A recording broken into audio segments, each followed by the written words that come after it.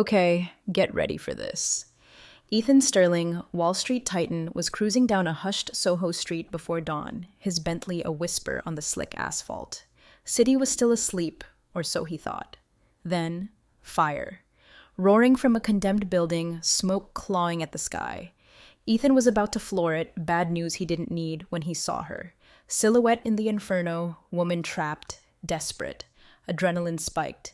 Brakes screeched. Bentley shuddered. Ethan was out, coat flying, heart hammering against his ribs. Smoke choked him, heat blasted him back, but he pushed through, found her collapsed near a crumbling wall. Unconscious, face smudged black, breath shallow, ragged. He hauled her limp body over his shoulder, stumbled back into the street just as the roof caved in with a deafening roar. Dust and debris rained down. Ethan coughed, laid her gently on the sidewalk, checking for a pulse, praying.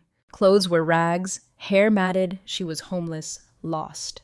Sirens wailed closer, fire trucks screamed into the street, lights flashing, chaos erupting. Paramedics swarmed, one knelt beside her checking vitals. "Oxygen, now!" he barked. "You know her?" he snapped at Ethan. Ethan looked at her face, fragile, lost. No, he didn't know her, but something in his gut twisted. "No," he said, voice rough, "but I'm coming with you." Ambulance doors slammed, sirens screamed again, tearing through the city as they raced to City General. Ethan watched her pale face in the flickering lights, chest barely rising, wondering who she was, how she'd ended up in that hellhole. Little did he know this wasn't just a rescue, it was the opening scene of a drama that would rewrite his life. The sterile hospital room hummed with machines. Ethan sat vigil by her bedside, the city noise fading to a muffled drone. Now that the grime was wiped away, her features were delicate, almost ethereal. Despite the vulnerability, something about her snagged his attention, wouldn't let go. He should be back at Sterling Corp. Deals to close, empire to build. He'd done his good deed, saved a life. Walk away. But he couldn't. Morning broke, painting the city skyline in shades of gray and pink. A doctor entered, brisk, efficient. "She's lucky," he announced, checking monitors. "Close call. Needs rest, round-the-clock care, no ID. Family?" Ethan shook his head. "No idea." "Someone needs to take responsibility until she recovers," the doctor stated, matter of fact. Ethan frowned. Responsibility? His schedule was insane, his life meticulously planned. But before he could voice the protest, forming in his mind, the words slipped out, shocking even himself. "I will," he said. "I'll take care of it." 3 days crawled by, then a flicker. Her eyelids fluttered, then opened, eyes wide, disoriented, locking onto Ethan. Confusion, fear, swirling in their depths. "Where?" Her voice was a whisper, barely audible. "Hospital," Ethan said softly. "You were in a fire." She tried to sit up, a sharp intake of breath as pain shot through her. "Who?" She started again. "Ethan Sterling." She nodded slowly, processing, trying to piece together fractured memories. I'm Amelia." That was all she offered, before tears welled, spilling down her cheeks. Ethan watched, helpless, unsure what to say. Lost. Who was she? How had she ended up there? He needed answers, and he knew exactly how to get them. Next day, Ethan was on the phone with Leo Maxwell, the best private investigator in the city, maybe the country. "Find everything," Ethan commanded. "Everything about Amelia, no last name, found her in a fire in Soho, homeless." He wasn't sure why he was doing this. Curiosity, pity, or something deeper, something he couldn't quite name. Maxwell was fast. Report landed on Ethan's desk within hours, and it detonated like a bomb. Amelia wasn't just some Jane Doe. Amelia Hayes, heiress to the Hayes fortune, one of the biggest in the nation, vanished years ago, presumed dead after a yacht accident. Amnesia. Lived on the streets, oblivious to her own identity, her legacy. Ethan stared at the report, mind reeling. If her memory returned, she'd inherit an empire that dwarfed even his. And a thought, cold, calculating, slithered into his mind. What if, before that happened, she became his wife? Control, power, unthinkable wealth, risky, insane. But Ethan Sterling never backed down from a challenge. That night, back at the hospital, he found Amelia sitting up, staring out at the city lights. She turned as he entered, a flicker of something unreadable in her eyes. "You're still here," she murmured. Ethan smirked. The old Ethan, the predator. "Looks that way." Silence hung heavy, then he made his move. "Amelia," he said, voice low, persuasive. "I want to help you." Her brow furrowed. "Why? Why would you help someone like me?" Ethan stepped closer, practiced sincerity in his eyes. "Because," he said, voice dropping to a near whisper, "you have no one else." She looked away, the words hitting their mark. Then he delivered the hook. "Come live with me," he proposed, the offer hanging in the air, thick with unspoken promises, "until you recover." Amelia's eyes widened, shock and disbelief warring with something else, a flicker of hope. "What?" she breathed. Ethan leaned in, face inches from hers, intensity burning in his gaze. "Trust me, Amelia."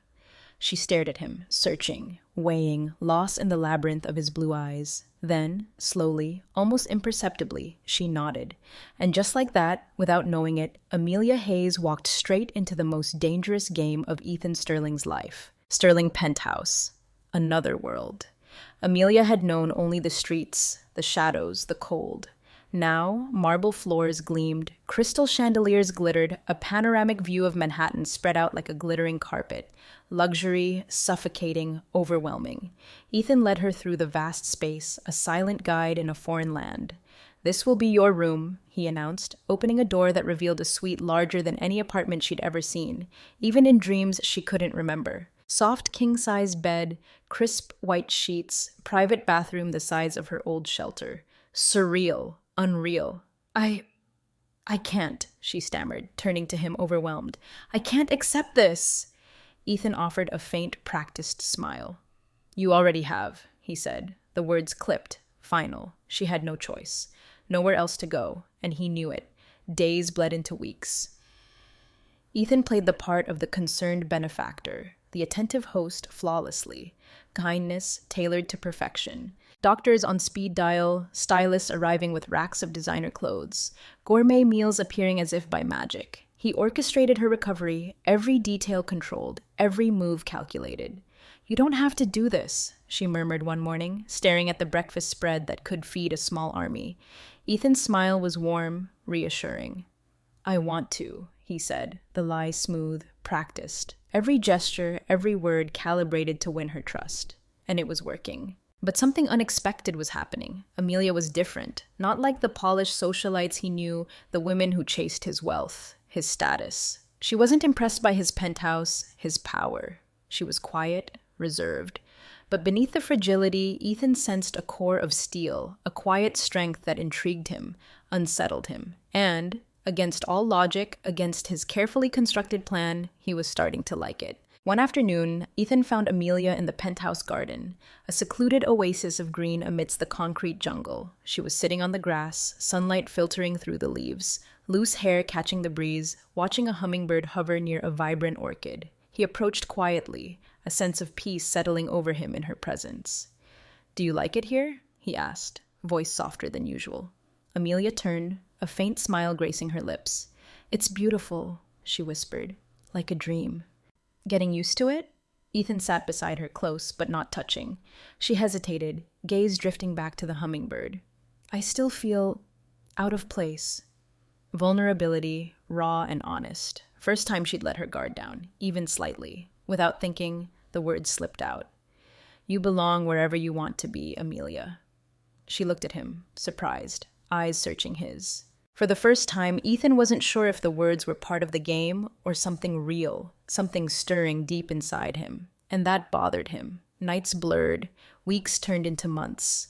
Ethan's strategy was shifting, evolving. He didn't have to pretend as much anymore. He found himself seeking her company willingly, not as part of the plan, but because he genuinely enjoyed it. Her quiet observations about the city, her unexpected insights, her gentle humor. He appreciated the way she saw the world, a fresh perspective that cut through his cynicism, his carefully constructed armor. But the plan remained. He still needed to win her over completely. He still had to make her fall for him. He just wasn't sure if, by then, he'd already be too lost in the game himself. Ethan watched Amelia across the expanse of the dining table, the soft glow of the chandelier illuminating her face, highlighting the delicate curve of her neck, the subtle blush on her cheeks. Beautiful. The sapphire dress he'd chosen for her brought out the startling blue of her eyes, a color he'd never noticed until she'd started to heal, to emerge from the shadows. Something was different tonight. She seemed more relaxed, more confident, a quiet strength radiating from her. Exactly as he'd hoped. Confidence, the first step. Now, for the second. Ethan had always been in control, master of his domain, orchestrating every aspect of his life. But with Amelia, something felt different. A tension coiling in his chest, a weight he couldn't quite explain. He ignored it, pushed it down. Deep breath. "Amelia," he said, voice low, deliberate. She lifted her gaze, a gentle smile playing on her lips. "Yes?" "I wanted to talk to you about something important." She sensed the shift in tone, the gravity in his expression. Her smile faded, replaced by a focused, almost wary look. Ethan swirled the wine in his glass, choosing his words with surgical precision. "Since I met you," he began, voice husky, "my life has changed." He saw the flicker of surprise in her eyes. "I've seen your strength, Amelia. I've seen how incredible you are." Her brow furrowed slightly, confusion clouding her features. "You're different from anyone I've ever met," he continued, leaning forward, voice dropping to a confidential whisper. "You don't care about money, about status. You're strong, but at the same time, you have this softness, this vulnerability, that makes me want to be around you." Amelia lowered her gaze, absorbing his words, her expression unreadable. I don't know what to say," she murmured. He reached across the table, took her hand, his fingers intertwining with hers, a calculated intimacy. "I want you to stay here, Amelia," he said, the words hanging in the air, heavy with implication. Silence stretched, thick, charred. Amelia swallowed hard, eyes wide, questioning. "Stay here?" Ethan looked deep into her eyes, sincerity etched onto his features, a performance honed to perfection. "I want to marry you, Amelia." The air seemed to freeze. Words hung suspended, unspoken, unbidden. Amelia blinked, slowly, as if trying to process the impossible. "Marriage?" she repeated, voice barely a breath. Ethan nodded, the picture of earnest devotion. "Yes." She pulled her hand back, a flicker of uncertainty in her eyes. Do you really like me?" The question, unexpected, derailed his carefully constructed script. For a split second, his mind went blank. He'd planned the proposal, every word, every inflection, every nuance. But he hadn't anticipated this raw, vulnerable question, piercing through his carefully constructed facade. Ethan recovered quickly, years of practiced charm kicking in. He cupped her face in his hands, the gesture intimate, reassuring. "Of course I do," he said, voice thick with manufactured emotion. "I would never do this if I wasn't sure of my feelings." Amelia studied his face, searching for truth in the depths of his blue eyes, a desperate hope flickering within her. She hesitated, took a shaky breath. I don't want to be a burden to you." Ethan kept the mask in place, the perfect image of sincerity, of devotion. "You're not a burden, Amelia," he said, voice low, intense. You're exactly what I need." She lowered her head, vulnerability radiating from her in waves. "I never thought someone like you would be interested in someone like me." A strange tightness constricted Ethan's chest. He hated to admit it, even to himself, but that part, that raw honesty, was true. When he'd first seen her, a shadow in the smoke, he'd never imagined this, never imagined asking her to marry him. But now he needed her, needed the power, the control, the empire she represented. "I want to be with you, Amelia," he said, voice a low, persuasive murmur. "I want to protect you, to take care of you, to make sure you never struggle again." Amelia blinked away a few stray tears, a soft, hesitant smile gracing her lips. "Are you sure?" she whispered, eyes searching his, pleading for reassurance. He gently brushed his thumbs across her cheeks, a tender gesture that felt almost real. "Yes," he said, the lie tasting like ash in his mouth. She took a deep breath, hesitated for a beat, then, voice barely audible, whispered, Then I accept." A wave of relief washed over Ethan. He'd done it. The plan, audacious, insane, had worked. But as he held her face, as he saw the genuine emotion shining in Amelia's eyes, a sharp pang of guilt pierced through his carefully constructed facade. For a fleeting moment, he almost wished it were real, almost wished the emotion in her eyes was mirrored in his own heart. But it was too late to turn back now. The game was on. The wedding was a whirlwind, orchestrated with ruthless efficiency. No lavish ceremony, no society fanfare. Ethan arranged everything to be swift, discreet, almost clandestine. Just signatures, legalities, a symbolic exchange of vows in the penthouse living room overlooking the city. He justified it to Amelia, claiming an aversion to crowds, a desire for intimacy, for just the two of them. She accepted without question, trusting him implicitly, exactly what he wanted. But when he looked at Amelia's radiant face as she said, "I do," a knot of discomfort tightened in his stomach. She truly believed in this marriage, and that bothered him more than he cared to admit. Honeymoon. Private jet whisking them away to a secluded resort in the Maldives, paradise on earth. Turquoise water, white sand beaches, overwater bungalows perched above coral reefs, sunsets painting the sky in fiery hues. Perfect setting for a couple in love. But beneath the breathtaking scenery, an undercurrent of silence, of tension simmered between them. Ethan felt an odd unease, a creeping sense of wrongness. Amelia played the role of the adoring wife, tentative touches, shy smiles, seeking his gaze across candlelit dinners. She trusted him completely, should have made things easier. Instead, it felt like a tightening noose. First night on the island, dinner on their private terrace overlooking the ocean. Amelia wore a flowing white dress, hair cascading down her back, skin glowing in the soft candlelight. Nervous, but radiating happiness. "I still can't believe this is happening," she murmured, pushing her untouched plate aside, the gourmet food suddenly tasteless. Ethan raised an eyebrow, feigning curiosity. "What do you mean?" "All of this," she gestured around, encompassing the luxury, the extravagance, the marriage itself, the wedding, the trip, us. It's surreal, she smiled, a genuine, unguarded smile that reached her eyes. "I hope it's a good dream," she whispered. "The best one," Ethan echoed, forcing a smile, taking a long sip of wine, the expensive vintage suddenly bitter. Amelia reached across the table, her hand covering his, a tentative intimacy that sent a shiver down his spine.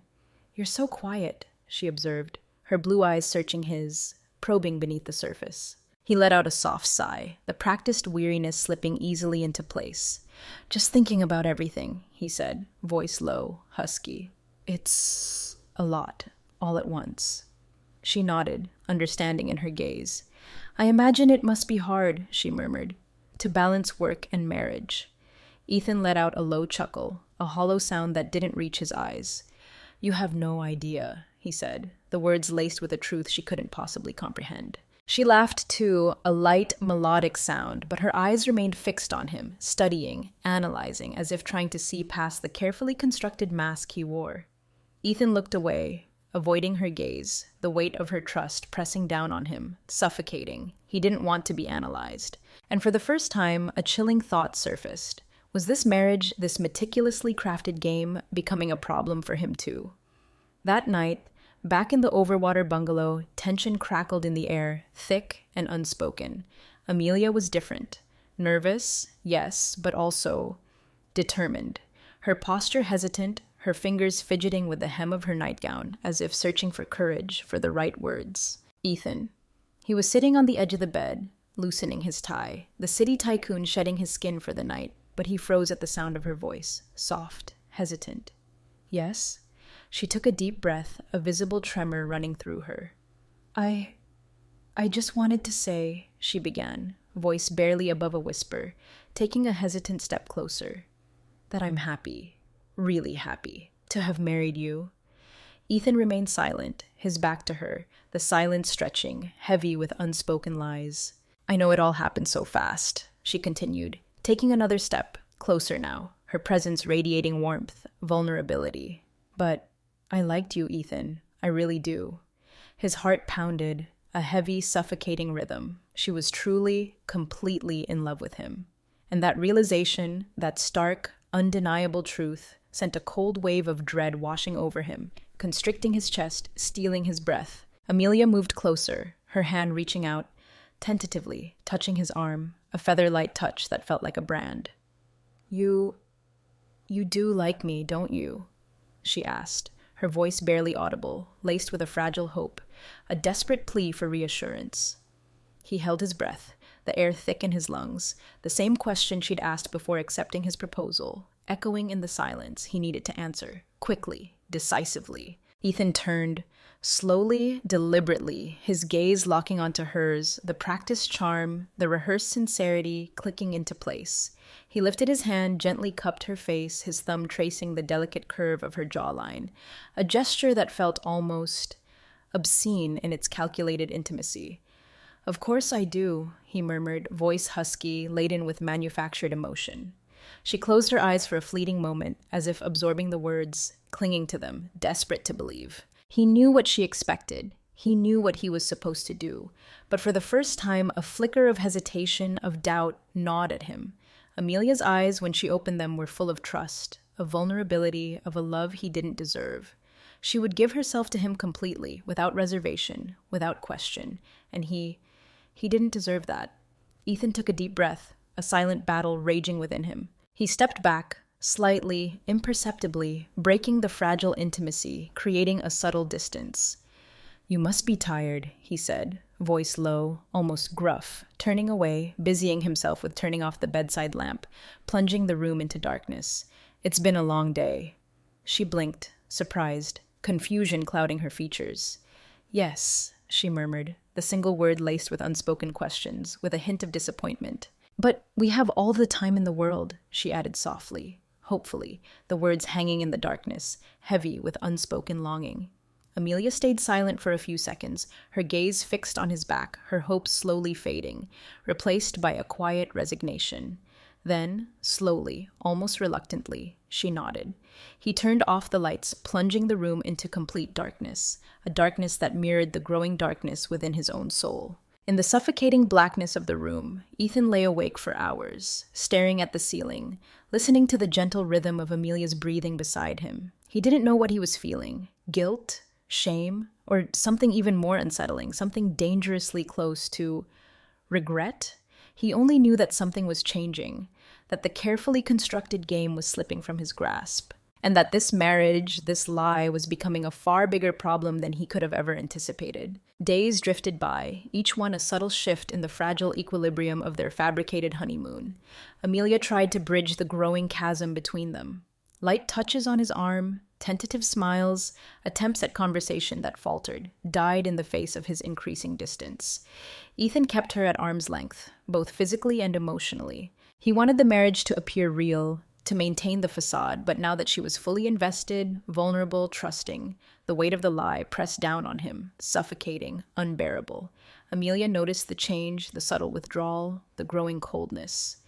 "You're acting strange with me," she said one afternoon, sitting on the bungalow porch, gazing out at the endless expanse of the turquoise sea. Ethan sat beside her, a glass of wine untouched in his hand, the sunset painting the sky in vibrant hues, a cruel mockery of the emptiness inside him.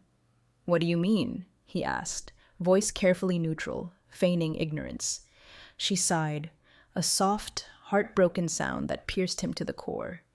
"Ever since we got here," she said, her voice barely above a whisper, "you've been distant. Did I do something wrong?" He looked at her, her face etched with genuine hurt, her blue eyes clouded with confusion and pain. He could lie, tell her he was tired, stressed, anything to deflect, to maintain the charade. He could have made up some excuse, spun another web of deceit. But for the first time, the words felt too heavy, too dishonest, even for him. "No, Amelia," he finally admitted, the confession a strangled whisper, the truth raw, painful. "You didn't do anything wrong." She kept her gaze fixed on him, unwavering, searching for answers in the depths of his eyes. "Then what is it?" she pressed, her voice trembling slightly. He looked away towards the vast, indifferent ocean, the endless horizon a reflection of the emptiness stretching out before him. I need some time," he said, the words hollow, meaningless, a desperate plea for escape. Amelia nodded slowly, understanding flickering in her eyes. But it was a brittle, fragile understanding, laced with doubt, with a growing unease. "I understand," she murmured, the words a hollow echo in the gathering twilight. But he knew she didn't, and for the first time a searing wave of self-loathing washed over him, a bitter realization of the damage he was inflicting, the pain he was causing. He hated himself for it. The honeymoon, once a symbol of paradise, of fabricated bliss, dissolved into a blur of forced smiles, strained silences, and unspoken truths. On the last day, packing their bags, the charade finally crumbling, Ethan noticed Amelia was quieter than ever. She still smiled, still attempted to maintain the pretense, but something had shifted, hardened within her. A subtle withdrawal, a quiet resignation, and deep down, in the darkest corners of his soul, he knew it was because of him. He should have been elated. The marriage had happened. The plan was in motion. Soon, the Hayes fortune would be within his grasp. But as he watched her packing her clothes, her movements slow, deliberate, a sense of profound loss settled over him, a feeling that he was losing something far more valuable than any empire, any fortune, something he should have never tried to possess in the first place. On the flight back to New York, Ethan stared out the window, lost in a labyrinth of guilt and regret. Amelia had fallen asleep beside him, her head resting lightly on his shoulder, a fragile weight that felt heavier than any burden he'd ever carried.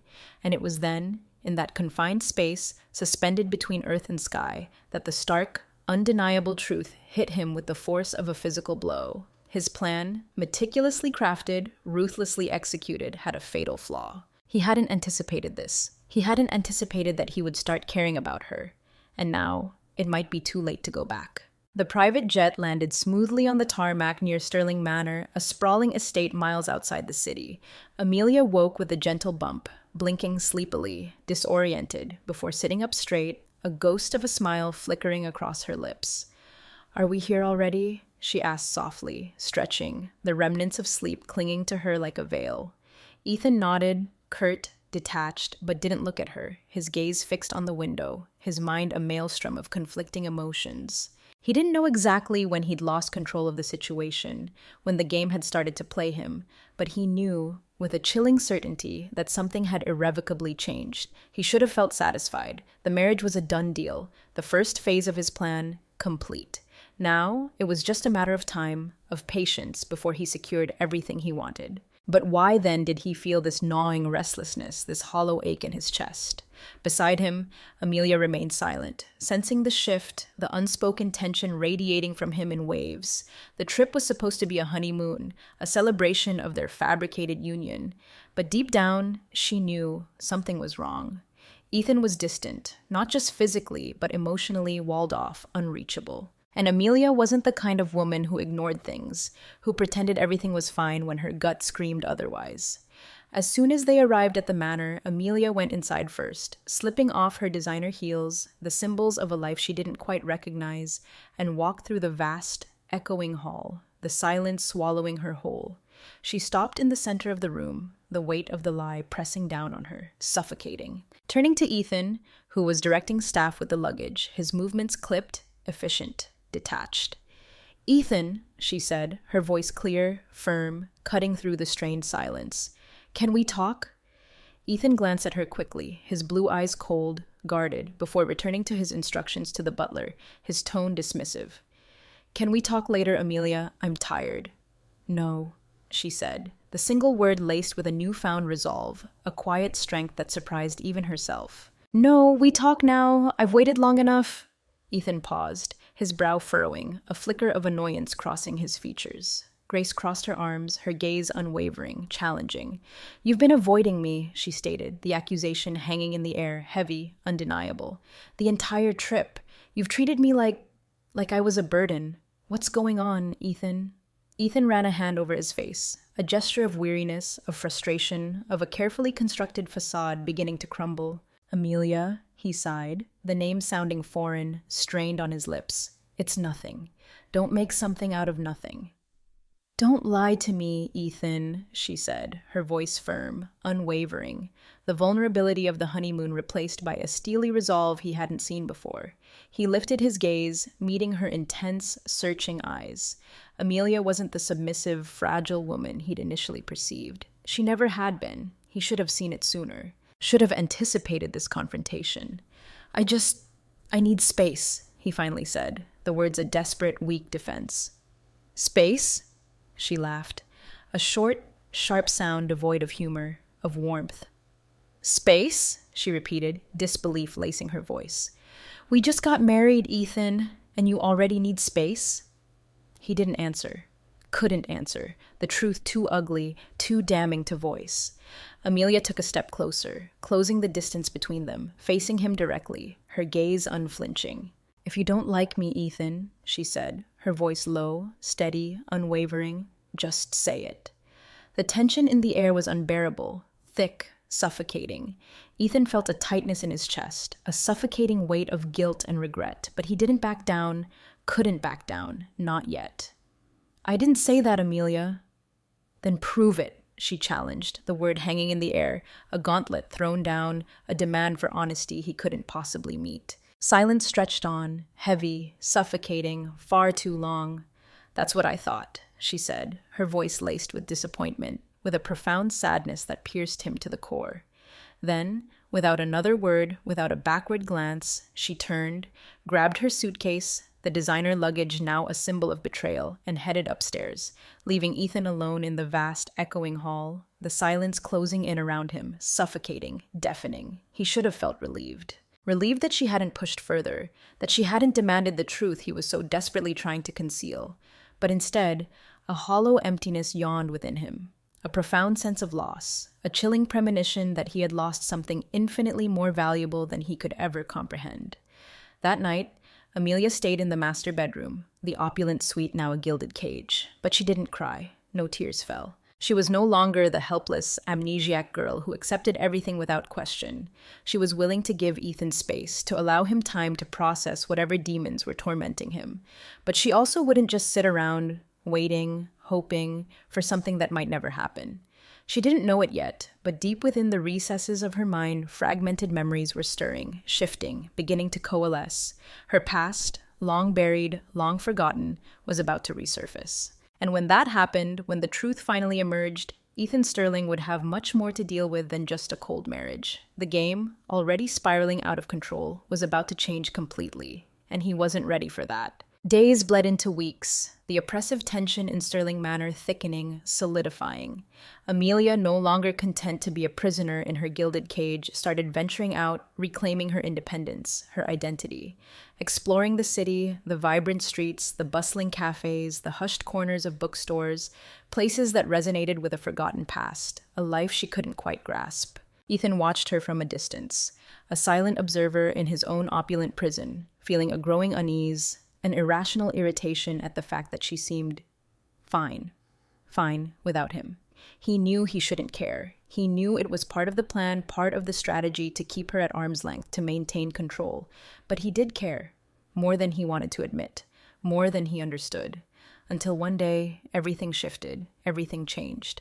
Amelia was in the manor library, a vast, silent space filled with leather-bound volumes, the air thick with the scent of old paper and forgotten stories. She was flipping through an antique book, its pages brittle with age, when a sudden sharp headache exploded behind her eyes. She closed them, pressing a hand to her forehead, a wave of dizziness washing over her.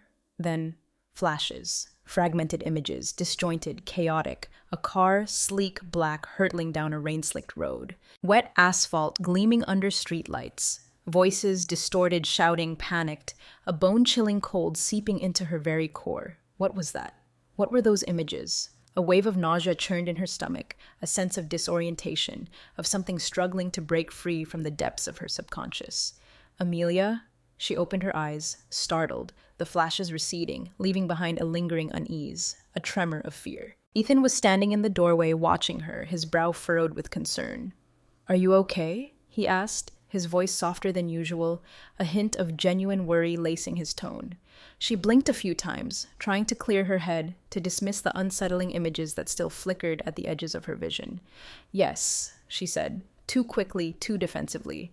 "Just a headache." He frowned, his gaze searching hers, probing for something beneath the surface.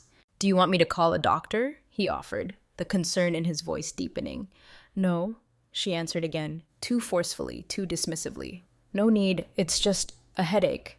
Ethan stayed silent for a long moment, his gaze unwavering, his expression unreadable. Then slowly, almost reluctantly, he nodded. "If you need anything," he said, his voice low, almost hesitant, "let me know." She just watched as he turned and walked out of the library, leaving her alone in the silent space, the unsettling images lingering in her mind, refusing to dissipate.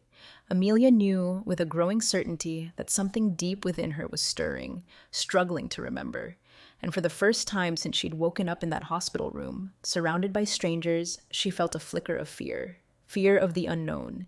Fear of what she might discover. The flashes started coming more frequently, more vividly. Faces, fleeting, unfamiliar, yet strangely familiar. Scents, faint, elusive, triggering a deep, visceral sense of recognition, and a persistent, nagging feeling, a sense of longing of someone waiting for her, somewhere in the fog of her forgotten past. She knew Ethan wouldn't tell her anything. He'd keep her in the dark, control the narrative, manipulate the truth, as he always had. If she wanted answers, real answers, she would have to find them herself. And that's exactly what she decided to do. The woman Ethan Sterling thought he had under control, the fragile, amnesiac bride he believed he could manipulate, was about to change completely, and he wasn't ready for that. The ballroom pulsed with music, shimmered with light, hummed with the low murmur of power and ambition. Champagne flutes clinked, laughter echoed, deals were whispered in hushed corners, a society gala, a glittering spectacle of New York's elite. But for Amelia, it all felt distant, unreal, a stage set for a play she wasn't sure she wanted to be in. She moved through the crowd, a phantom in silk and diamonds, smiling politely, nodding mechanically, but feeling utterly disconnected, adrift in a world that wasn't hers, that she no longer recognized or perhaps had never truly belonged to. Since their return from the disastrous honeymoon, Ethan had become even more distant, colder, more withdrawn. She'd tried to ignore it, tried to convince herself it was just stress, work pressure, anything but the truth that gnawed at her. The chilling suspicion that he was already beginning to regret their marriage, their fabricated union. She'd tried to tell herself it didn't matter, tried to detach, to build walls around her heart, to protect herself from the inevitable heartbreak she sensed looming on the horizon.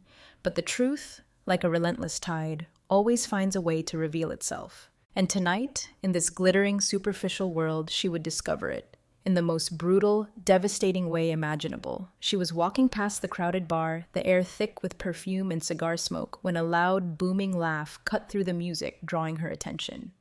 "It's unbelievable, isn't it?" a voice boomed, laced with alcohol and arrogance. Amelia Hayes richer than her own damn husband. The comment hit her like a physical blow, stopping her in her tracks, freezing her blood in her veins. Her heart slammed against her ribs, a painful, suffocating rhythm. Amelia frowned, a knot of unease tightening in her stomach. Slowly, deliberately, she turned towards the man who had spoken, one of Ethan's friends, a bloated, middle-aged businessman with a flushed face and a predatory gleam in his eyes, his words slurring slightly from too much champagne. "What?" she asked, her voice sharper, louder than she intended, the single word echoing in the sudden hush that seemed to fall around her. The man blinked a few times, realization dawning in his alcohol-fogged brain, his eyes widening as he registered her presence, his gaze darting nervously towards Ethan, who had suddenly tensed in his chair across the room, his face hardening, his jaw clenching. "Oh," the man stammered, a nervous chuckle bubbling from his lips. You didn't know?" No, she hadn't known. The room seemed to grow quieter, the music fading to a distant hum, the conversations around them dissolving into an indistinct murmur. Amelia felt a chilling premonition, a cold dread seeping into her bones. She looked directly at Ethan, her gaze unwavering, demanding answers, waiting for him to deny it, to dismiss it as drunken nonsense. But he said nothing. Silence. His silence was worse than any confirmation, any accusation. "What do you mean, richer?" she asked again, her voice firmer now, laced with a growing anger, a dawning realization that sent a cold shiver down her spine. Ethan's friend, sensing the escalating tension, the impending storm, gave another nervous chuckle, trying to backtrack, to minimize the damage. "Oh, well, he stammered, waving a dismissive hand. "It's not exactly a secret, is it? Everyone knows Hayes' fortune, bigger than Sterling's by a mile." "Bennett, that's enough." Ethan's voice cut through the air, sharp, dangerous, laced with barely suppressed fury. He suddenly stood up, his chair scraping against the polished floor, the sound echoing in the sudden silence. His jaw was clenched, his eyes dark, stormy, fixed on his friend, a silent threat hanging heavy in the air. "That's enough," he repeated, his voice low, menacing. But it was too late. The pieces were clicking into place in Amelia's mind, tumbling into a devastating, sickening picture of betrayal and deceit.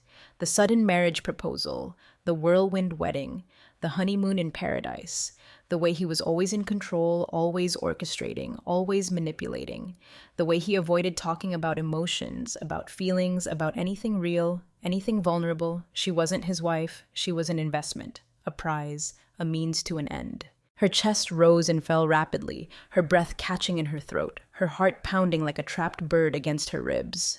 Rage, white-hot, consuming, began to simmer beneath the surface, threatening to erupt. She stepped forward, her movements stiff, mechanical, feeling the anger surge through her veins, burning away the last vestiges of trust, of hope, of illusion. "You knew," she said, her voice trembling, but laced with a chilling fury. The accusation hanging in the air, a lethal weapon aimed directly at his heart. Ethan closed his eyes for a split second, a flicker of pain, of regret, crossing his features before he looked at her, his blue eyes dark with a storm of emotions she couldn't decipher.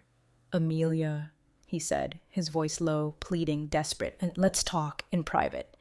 "No," she shouted, the single word ripping through the polite murmur of the ballroom, silencing the music, drawing every eye in the room to their unfolding drama.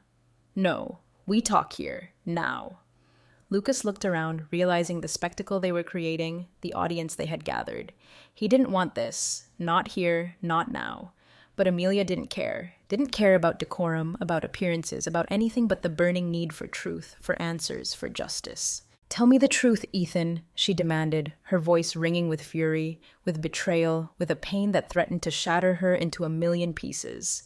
"Did you marry me for this?" she screamed, gesturing wildly around at the opulent ballroom, the glittering crowd, the symbols of wealth and power that had always been his obsession. "For the money?"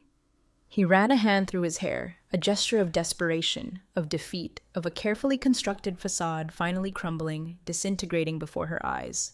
"Amelia, please," he pleaded again, his voice raw, desperate, laced with a plea for understanding she couldn't possibly offer. "Answer me, Ethan!" she shouted again, her voice cracking, tears threatening to spill, but she fought them back, refusing to give him the satisfaction of seeing her break, of seeing her crumble. His eyes locked onto hers, a silent battle raging between them, a desperate plea for forgiveness warring with a cold, calculating pragmatism that had always been his defining characteristic. Then, finally, the words slipped out, raw, painful, devastating, the words she had feared most.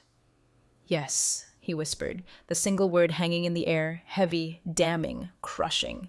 Time seemed to stop. The world around her went silent, dissolving into a blurry, indistinct background. Amelia felt the ground disappear beneath her feet, the air grow thick, suffocating, as if she were sinking into an ocean of lies and betrayal, drowning in the depths of his deceit. Yes. The word echoed in her mind, a death knell to everything she had believed, everything she had hoped for.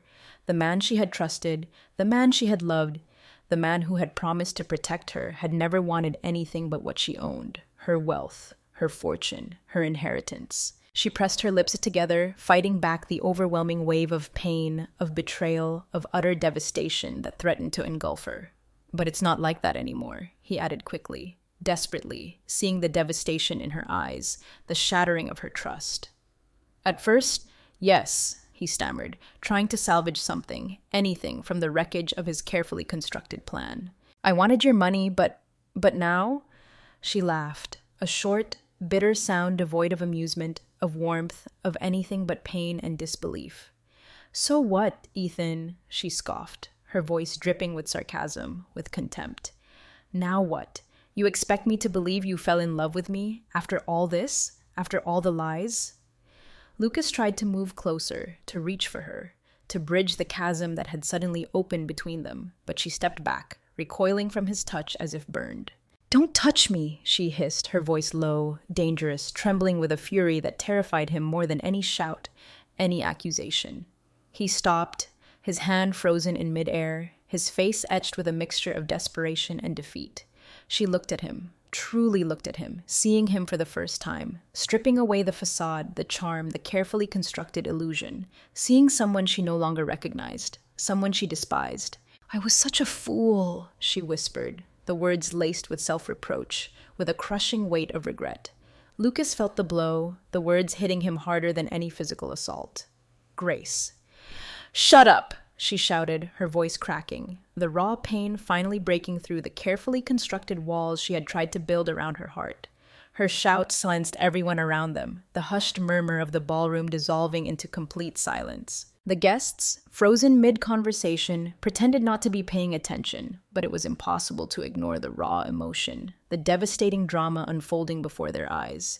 She took a deep breath, forcing herself to maintain control, to hold on to the last vestiges of her dignity. "I trusted you, Ethan," she said, her voice trembling, but clear, unwavering. "I believed you. I believed that for the first time in my life, someone loved me, without wanting anything in return." She ran a hand through her hair, a gesture of despair, of utter defeat, her eyes shining with unshed tears. A stoic refusal to break down, to give him the satisfaction of seeing her crumble. "You didn't want a wife, Ethan," she said, her voice barely above a whisper, laced with a profound sadness that pierced him to the core. "You wanted a contract." Lucas opened his mouth to speak, to defend himself, to offer some feeble explanation, some desperate plea for forgiveness. But no words came, because everything she said was true. Every accusation, every indictment, every devastating truth she laid bare. It was all true. "I loved you, Ethan," she whispered again, the words a soft, heartbroken lament, a final goodbye to a dream that had never been real. Lucas felt the blow, the words tearing through him, ripping through his carefully constructed defenses, exposing the raw, vulnerable core he had tried so desperately to hide. "I know," he whispered back, the confession barely audible, lost in the deafening silence of the ballroom.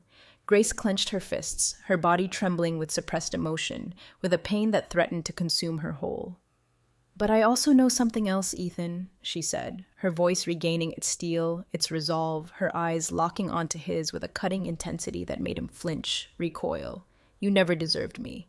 And with that, she turned, her back ramrod straight, her head held high, and walked away, leaving Lucas standing frozen in the center of the ballroom, the silence closing in around him, suffocating, deafening, watching her disappear through the grand doors, swallowed by the city night, knowing, with a chilling certainty, that this time there was nothing he could do. He had lost her, and he might never, ever get her back. Amelia fled Sterling Manor without looking back, the city lights blurring into streaks of color through her tear-filled vision. Heart racing, breath ragged, she stumbled blindly through the deserted streets, the cold night air a sharp slap against her burning cheeks, but she barely felt it. Everything inside her was numb, frozen, shattered. The pain was deep, suffocating, a physical ache that stole her breath, squeezed her chest, made it impossible to think, to feel, to breathe.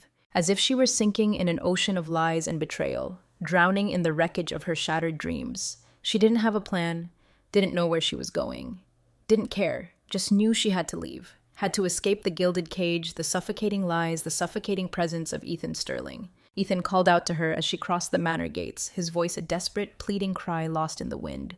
But she ignored him, deaf to his desperate pleas, blind to his outstretched hand. She never wanted to hear that voice again, never wanted to see his face again. And for the first time, he didn't try to stop her, didn't try to control her, didn't try to manipulate her. That hurt even more. Amelia wandered aimlessly through the city, the streets deserted, silent, echoing her own inner emptiness. The neon signs of closed restaurants and darkened stores flickered in colorful tones, reflecting on the slick, wet pavement, the city lights a cold, indifferent glitter. The chilly wind whipped around her, biting at her exposed skin, making her body shiver, but she didn't care. Didn't feel the cold, didn't feel anything but the crushing weight of betrayal, the suffocating pain of heartbreak. Tears streamed freely down her face, silent, unstoppable, carrying a pain she never thought she could feel, a grief that threatened to consume her whole. Ethan Sterling, the first person she had truly trusted in a long time, the first man she had allowed herself to believe in, had destroyed that trust, shattered that belief, ripped her heart out and stomped it into the ground. She felt foolish, naive, stupidly, desperately, achingly used. Every word, every gesture, every touch from him now seemed empty, fake, calculated, part of the elaborate charade, the cruel, heartless game he had played with her life, with her emotions. "I was such a fool," she repeated to herself, the words a hollow echo in the empty streets, as if trying to convince herself that understanding her own naivete would somehow lessen the pain, would somehow make the betrayal less devastating. But it didn't. The knot in her throat tightened with every step. The pain in her chest intensified, a suffocating weight that threatened to crush her. How long had she been walking? Hours, it seemed. She didn't know, didn't care.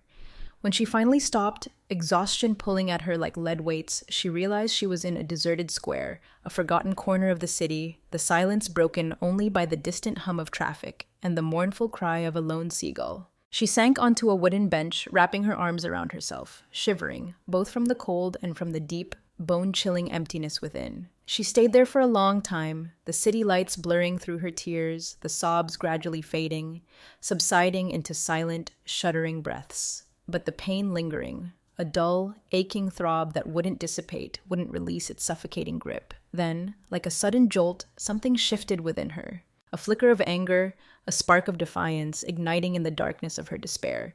She wouldn't cry for Ethan Sterling anymore. She wouldn't shed another tear for a man who had never truly loved her, who had used her, manipulated her, betrayed her in the most devastating way imaginable.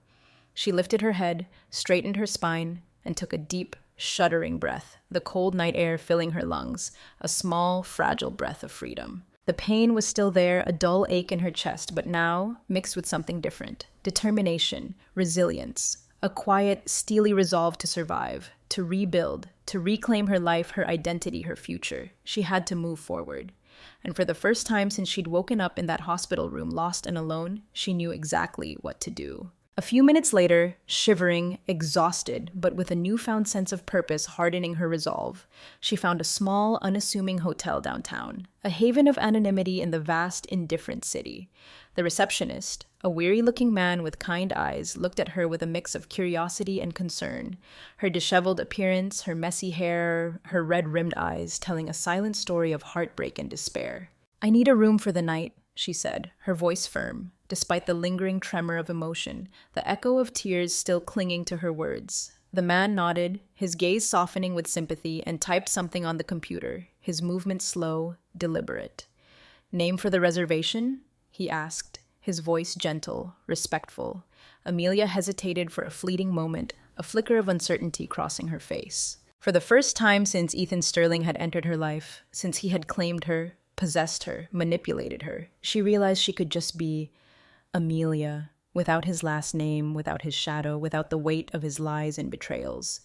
"Amelia Hayes," she finally said, the name feeling heavy, strange, unfamiliar, yet also liberating. It was hers, her name, her identity. And now, finally, she wanted to know exactly what that meant. That night, lying alone in the unfamiliar hotel bed, the city noise a distant hum beyond the closed window, Amelia opened her laptop, the cold metal a stark contrast to the burning ache in her chest, and began searching.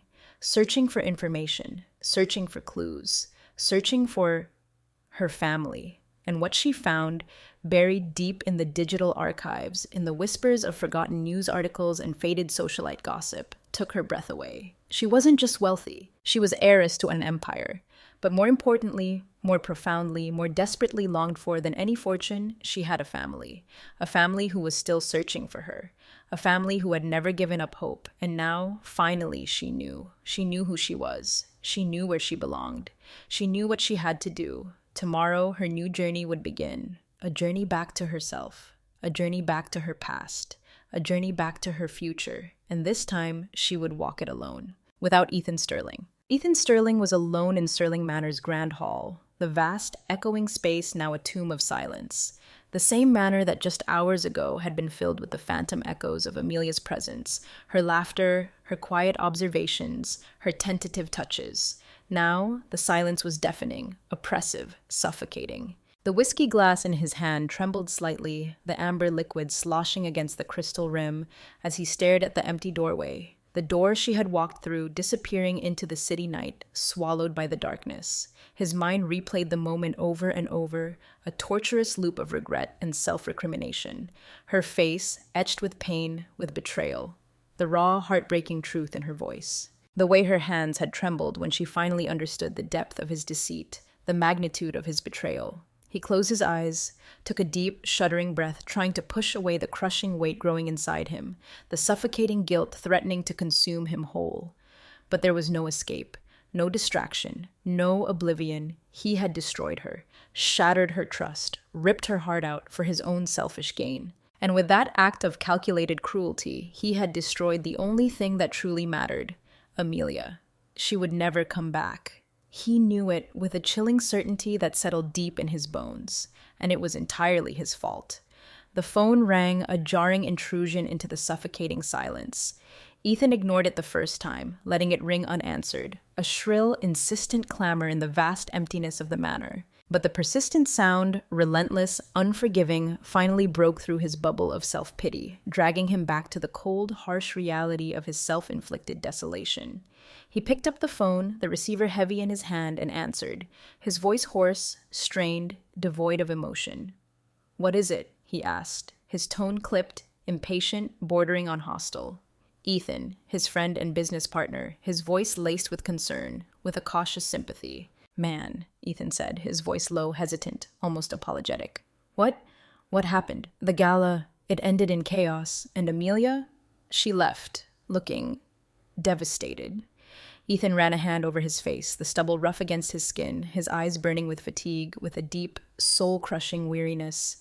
"I messed everything up, Ethan," he admitted, the confession a raw, painful whisper. "Yeah, I figured as much," Ethan sighed, the silence stretching between them, heavy with unspoken recriminations, with a shared understanding of the magnitude of Ethan's catastrophic miscalculation. Ethan remained silent, staring into the empty depths of his whiskey glass, the amber liquid reflecting the emptiness within his own soul. Do you have feelings for her, Jake?" Ethan asked, his voice hesitant, probing, searching for a glimmer of hope in the darkness of Ethan's self-imposed isolation. He didn't answer immediately. The truth was brutal, stark, undeniable.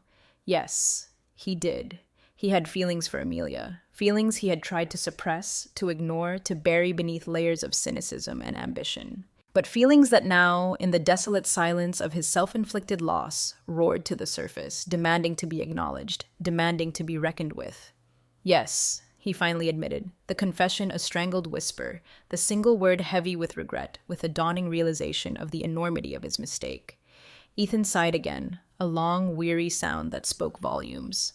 "Then why the hell didn't you stop her, Jake?" he asked, his voice laced with a mixture of frustration and disbelief. "Why did you let her walk away?" Ethan tightened his grip on the phone, the plastic digging into his palm, a small, insignificant pain in the face of the gaping wound in his heart. "Because," he said, his voice barely above a whisper, the truth raw, painful, devastating, "because she deserves better than this." Ethan was quiet for a few seconds, the silence stretching, heavy, pregnant with unspoken questions, with the weight of a future irrevocably altered, a love tragically lost. "So, what are you going to do now, Jake?" Ethan finally asked, his voice low, hesitant, probing, searching for a sign of hope, for a flicker of redemption in the darkness of Ethan's despair. Ethan stared at the empty manor, the opulent prison he had built for himself, the symbol of his hollow, meaningless existence. "I have no idea," he admitted, the confession a bleak, hopeless whisper. "I have absolutely no idea." But deep down in the quiet corners of his soul, a faint, almost imperceptible spark flickered to life. He knew one thing. He couldn't keep living like this. He couldn't continue down this path of self-destruction, of emptiness, of despair. He had to change. He had to become someone worthy of her forgiveness, worthy of her love. And maybe, just maybe, if he did it right, if he truly transformed, if he became a different man, Amelia might forgive him, might give him another chance, might come back. In the days that followed, Ethan buried himself in work, a desperate attempt to fill the gaping emptiness Amelia had left behind, to silence the constant, relentless echo of her name in his mind, to escape the suffocating weight of his regret and self-recrimination. He threw himself into Sterling Corp, into endless meetings, into complex deals, into the relentless pursuit of wealth and power that had once defined him, consumed him. But it was useless, a hollow charade. Nothing filled the void. Nothing silenced the silence. Everything he did, everything he saw, every corner of his opulent, empty life reminded him of her. The penthouse garden, now desolate, untended, a stark reminder of the vibrant oasis she had created there, a reflection of the life she had breathed into his cold, sterile world. The dining table, vast, impersonal, now unbearably empty without her presence, without her quiet conversation, her gentle smile, her unexpected insights. The silence in the manor, once a symbol of power and control, now a suffocating reminder of his profound, irreparable loss. He missed her more than he ever thought possible, missed her quiet strength, her gentle humor, her unwavering honesty, her unwavering trust. Missed the way she saw the world, the way she had opened his eyes to a reality beyond wealth and power, beyond ambition and control. Missed the way she had made him feel alive. And then, driven by a desperate, irrational hope, a flicker of possibility in the overwhelming darkness of his despair, he decided to do something he had never done before, something that went against every fiber of his being, against every principle of his ruthlessly pragmatic, relentlessly ambitious nature. He went to his lawyer's office and gave up any claim to Amelia's fortune, signed the legal documents, relinquishing any rights to the Hayes inheritance, severing the last remaining tie to the woman he had wronged so deeply, so unforgivably. If he truly wanted to prove he loved her, if he truly wanted to earn even a sliver of forgiveness, of redemption, he had to start there. By showing her, by proving to her, that he would never again take what wasn't his, that he would never again exploit her vulnerability, manipulate her trust, betray her love. But would that be enough? Would that single act of selflessness, of sacrifice, be enough to undo the damage he had inflicted? Enough to win her back? He didn't know. Didn't dare to hope, but he was willing to try, willing to do anything, at any cost. And now he needed to find her. To find Amelia and fight for her. Fight for a second chance. Fight for a love he had almost destroyed. After days of relentless searching, of piecing together fragmented clues, of following whispers and rumors through the labyrinthine corridors of New York's high society, Amelia had finally found it. Her parents' address, the address she had never known, never imagined existed, an address that held the key to her forgotten past, her stolen identity, her lost legacy. And now she stared at the piece of paper in her hands. The elegant script a stark contrast to the rough, worn paper, a tangible link to a life she couldn't remember, a family she didn't know. Since that night at the downtown hotel, when she had made the conscious decision to search for her family, to reclaim her past, everything had shifted, realigned, fallen into a new unexpected perspective. Discovering that her parents had never given up on her, that they had searched tirelessly, endlessly for years, refusing to accept her presumed death, had shaken everything she thought she knew about herself, about her past, about her future. She had spent days, weeks, gathering the courage to go to them, to face the unknown, to confront the ghosts of her forgotten life. And now, standing in front of the massive iron gates of the Hayes estate, a sprawling mansion nestled amidst manicured lawns and ancient trees miles outside the city, her heart pounded so hard she could feel it in her chest, a frantic, suffocating rhythm of fear and anticipation. Would her parents still recognize her? Would they still love her? After all this time? After all she had been through? After all she had lost? Fear gripped her, a cold, paralyzing wave of doubt threatening to overwhelm her resolve, to send her running back into the anonymity of the city, back into the shadows of her forgotten life. But she couldn't run anymore, couldn't hide anymore, couldn't deny the truth that was calling to her, pulling her forward, urging her to reclaim her past, to embrace her future. Taking a deep, steadying breath, she reached out, her hand trembling slightly, and pressed the doorbell. The gates, imposing, formidable, swung open silently, revealing a long tree-lined driveway leading to a grand, imposing mansion bathed in the soft morning light. She walked slowly, deliberately towards the house, her footsteps echoing on the gravel path, each step carrying her further into the unknown, further into her past. The mansion door, massive, ornate, carved from dark wood, opened silently, as if by magic, revealing a middle-aged man in a perfectly tailored suit, his expression neutral, reserved, professional. The butler. "May I help you, madam?" he asked, his voice calm, polite, devoid of any recognition, any hint of familiarity. Amelia swallowed hard, her throat suddenly dry, her voice barely above a whisper. "My name is Amelia," she stammered, the name feeling foreign on her tongue, yet also right, undeniably, irrevocably hers. Amelia Hayes. The butler's eyes widened, a flicker of shock, of disbelief crossing his carefully composed features. He blinked a few times, as if trying to process the impossible, to reconcile the disheveled woman standing before him with the ghost of a memory, the echo of a lost child. Then, his composure cracking, his voice rising in a hushed, urgent tone, he turned and called into the depths of the mansion, his words echoing through the vast, silent hall. "Sir, Madam Hayes, come quickly." Seconds later, hurried footsteps echoed through the entrance hall, growing louder, closer, faster. Her mother appeared first, her face pale, drawn, etched with years of grief and loss, her eyes widening, her hand flying to her mouth, her breath catching in her throat as if she were seeing a ghost, a vision, a figment of her desperate longing.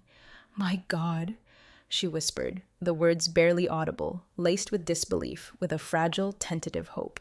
Right behind her, her father stopped abruptly, his expression frozen in shock, his eyes wide, unblinking, fixed on her face, searching, questioning, pleading for confirmation. It can't be," he stammered, his voice hoarse, choked with emotion, the words barely audible. Amelia felt tears welling in her eyes, blurring her vision, a rush of emotion overwhelming her, stealing her breath, stealing her voice. "It's me," she whispered, the words a fragile confession, a desperate plea for recognition, for acceptance, for love. She didn't have time to say anything else. Her mother ran to her, a sob tearing from her throat, pulling her into an embrace so tight, so fierce, so desperate, it knocked the air from her lungs. A crushing wave of love and relief that washed over her, dissolving years of pain, of loss, of emptiness. "My daughter," her mother sobbed, clutching Amelia against her chest, her body shaking with emotion. "My daughter, you're home." Her father stepped closer, slowly, hesitantly, as if afraid she would disappear, vanish like a dream, a mirage. Then, with a choked sob of his own, he wrapped his arms around both of them, pulling them close, holding them tight, a circle of love, of reunion, of homecoming. And the three of them stood there, in the grand entrance hall of the Hayes estate, tears streaming down their faces, years of grief and longing dissolving into a torrent of relief and joy. It was as if time had stopped, as if the world had righted itself, after years of being off-kilter, broken, incomplete. What once seemed impossible, unimaginable, a cruel fantasy was now real, tangible, undeniable. She was home. After long minutes of tears and embraces, of whispered reassurances and choked sobs of relief, they sat in the mansion's grand living room, a vast, sun-drenched space filled with antique furniture and family portraits, the air thick with unspoken emotions, with the weight of years lost and years regained. Her parents' eyes never left her face, searching, studying, devouring every detail, as if afraid she might vanish again, dissolve back into the shadows of her forgotten past. "We never stopped looking for you," her mother said, her voice thick with emotion, holding Amelia's hands tightly, her fingers interlacing with hers, a desperate grasp that spoke volumes of years of fear and uncertainty. Her father ran a hand over his face, visibly shaken, his voice hoarse with emotion. "We even thought that you had..." He hesitated, unable to finish the sentence, the unspeakable word hanging unspoken in the air, the ghost of a lost child haunting the silence. Amelia took a deep breath, steeling herself, preparing to face the inevitable questions, to unravel the tangled threads of her forgotten past. "I lost my memory," she said, her voice low, hesitant, the confession a fragile whisper. Her parents exchanged stunned looks, disbelief warring with a dawning comprehension in their eyes. "Amnesia?" her mother breathed, her voice barely audible. "What happened?" her father asked, his voice sharper now, demanding answers, demanding explanations for the years of pain, of uncertainty, of agonizing loss. She swallowed hard, bracing herself, preparing to recount the fragmented memories, the disjointed pieces of her stolen past, the long, lonely years of wandering in the darkness, and began to explain everything. From the yacht accident that had ripped her from their lives, plunging her into the cold, indifferent sea, to the head injury that had stolen her memories, leaving her adrift in a fog of confusion and amnesia.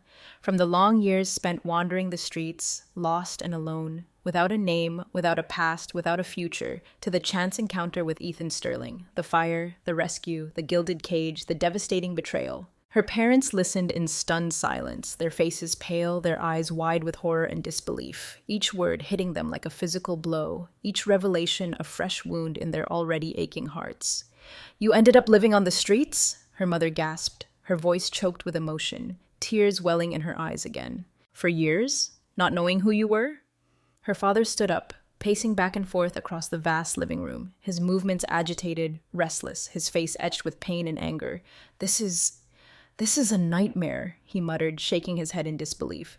You went through all of that alone? Amelia forced a weak smile, a fragile attempt to reassure them, to alleviate their pain, to somehow mend the broken pieces of their shattered family. But now, she said softly, her voice barely above a whisper, I'm here. Her mother wiped away her tears, her hand trembling, and cupped Amelia's face in both hands, her touch gentle, loving, desperate. And we will never, she vowed, her voice thick with emotion, her gaze unwavering, fierce, protective. We will never lose you again. In the days that followed, Amelia stayed at her parents' house, a sprawling mansion that felt both familiar and foreign, a place of echoes and shadows, of half-remembered moments and fragmented emotions. She spent hours trying to reconnect with them, to bridge the chasm of years and loss, to rebuild the bonds of family that had been shattered by tragedy and time, and to adjust to her new reality, the opulent world of wealth and privilege that was suddenly hers, yet still felt alien, unreal, a life she couldn't quite grasp, a destiny she wasn't sure she wanted. It felt strange being there, surrounded by luxury, by servants, by every comfort and convenience imaginable, with everything she needed at her fingertips, yet still feeling a profound sense of displacement, of disconnect, of not quite belonging. She spent hours exploring the vast mansion, wandering through echoing hallways, gazing at family portraits that stared back at her with silent, knowing eyes, trying to trigger a memory, to unlock a fragment of her forgotten past, to find some sense of familiarity, some sense of belonging in this opulent, overwhelming world. But her mind remained a blur, a frustrating void of lost years, of stolen memories, a constant, aching reminder of everything she had missed, everything she had lost. Despite the overwhelming joy of being reunited with her parents, of being welcomed back into their loving embrace, a heavy weight still pressed on her chest, a shadow lingering at the edges of her happiness, a persistent, nagging unease that refused to dissipate. Ethan. She hadn't said a word about him to her parents, hadn't mentioned the secret marriage, the devastating betrayal, the heart-wrenching divorce. It was a chapter of her life she still needed to resolve, a wound that still needed to heal, a ghost that still haunted her dreams. But first, before she could face that pain, before she could confront that ghost, she had to decide who she wanted to be. One morning, a few weeks after her return, her father called her into his office, his voice serious, formal, a tone she hadn't heard from him since their reunion. Amelia, he said, his gaze direct, unwavering, his expression stern, businesslike. I want to talk to you about the future. She sat across from the large mahogany desk, the polished surface reflecting the sunlight streaming through the window, observing her father, who seemed more serious, more formal, more her father than ever before. Now that you're back, he continued, his voice low, deliberate, I want you to take over the family business. Amelia's eyes widened, shock and disbelief warring with a sudden, unexpected surge of excitement. What? She breathed, the question barely audible. I'm getting old, Amelia, he said, a hint of weariness creeping into his voice, a subtle acknowledgement of the years of stress and burden he had carried alone. And tired, daughter. I've spent years waiting for the day I could trust Hayes Enterprises to you. That day, he said, his gaze softening, a flicker of pride replacing the sternness in his eyes, has finally come. Amelia felt the weight of responsibility settle on her shoulders, heavy, daunting, yet also exhilarating. Dad, she stammered, uncertainty lacing her voice, doubt clouding her newfound excitement. I don't know anything about business. I've never done anything like this before. He smiled, a warm, reassuring smile that chased away the shadows of doubt, instilling a flicker of confidence in her hesitant heart. I'll teach you, he said, his voice firm, unwavering, his belief in her palpable, undeniable. She looked away, her gaze drifting towards the window, the vast expanse of the Hayes estate stretching out before her, a symbol of her legacy, her destiny, her future. Nervousness, fear, and a thrilling sense of possibility warring within her. And what if I'm not good at it? She asked, her voice barely above a whisper, the doubt still clinging to her, whispering insidious fears in her ear. He took her hands, his grip firm, reassuring, his gaze locking onto hers, his belief unwavering, absolute. You're a Hayes, Amelia, he he said, his voice low, intense, filled with a quiet pride. It's in your blood. Amelia took a deep breath, the weight of responsibility settling more firmly on her shoulders, yet now feeling less like a burden and more like a challenge.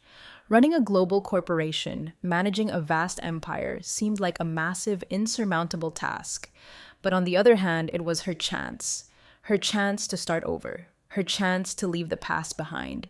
Her chance to reclaim her life, her identity, her future. Her chance to be in control of her own destiny. She lifted her gaze, her eyes locking onto her father's, a newfound determination hardening her resolve, chasing away the lingering doubts, igniting a spark of fierce ambition within her heart. "I'll do it," she said, her voice clear, strong, unwavering. "I'll take over Hayes Enterprises." Her father smiled, a wide, proud smile that reached his eyes, his relief and joy palpable, undeniable. But then, a shadow crossed her face, a flicker of unease clouding her newfound determination, a lingering sense of unfinished business, of unresolved pain, of a past that still clung to her, wouldn't let her go. There was one last thing she needed to do before starting her new life, before embracing her destiny, before fully stepping into her future. One last matter to settle, one last ghost to confront. "But first," she said, her voice softening, a hint of hesitation creeping back in, a flicker of uncertainty clouding her resolve. "I need to go back to the city." Her parents exchanged confused glances, their brows furrowing, their eyes questioning. "Why?" her mother asked, her voice laced with concern, with a subtle unease. Amelia sighed, the weight of the past pressing down on her again, a heavy burden she couldn't quite shake off. "There are things I need to resolve," she said, her voice low, hesitant, yet firm. "Things I left behind." Her parents hesitated, their gazes searching hers, probing for answers, for explanations, for reassurances. But finally, understanding dawning in their eyes, sensing the unspoken pain, the unresolved conflict, the lingering shadows of her past, they nodded, their expressions softening, their support unwavering. She hugged them both, tightly, gratefully, feeling stronger than she had felt in months, years, perhaps ever. Because this time she was returning to the city not as a victim, not as a fugitive, not as a broken, amnesiac girl lost in the shadows. This time she was returning as a different woman, stronger, resilient, determined, and she had one last matter to settle, one last chapter to close, one last confrontation to face. Back in the city, the familiar chaos and noise of Manhattan felt both comforting and overwhelming, a stark contrast to the quiet solitude of the Hayes estate. Amelia looked out the car window, the city skyline rising like a jagged concrete mountain range against the pale afternoon sky, the familiar sights and sounds triggering a strange mix of emotions, a sense of both homecoming and alienation. The city seemed different, or maybe it was she who had changed. Stepping out of the taxi onto the bustling sidewalk, the cacophony of car horns, sirens, and street vendors washing over her, she realized she no longer felt the suffocating weight of the past, the crushing burden of betrayal and heartbreak.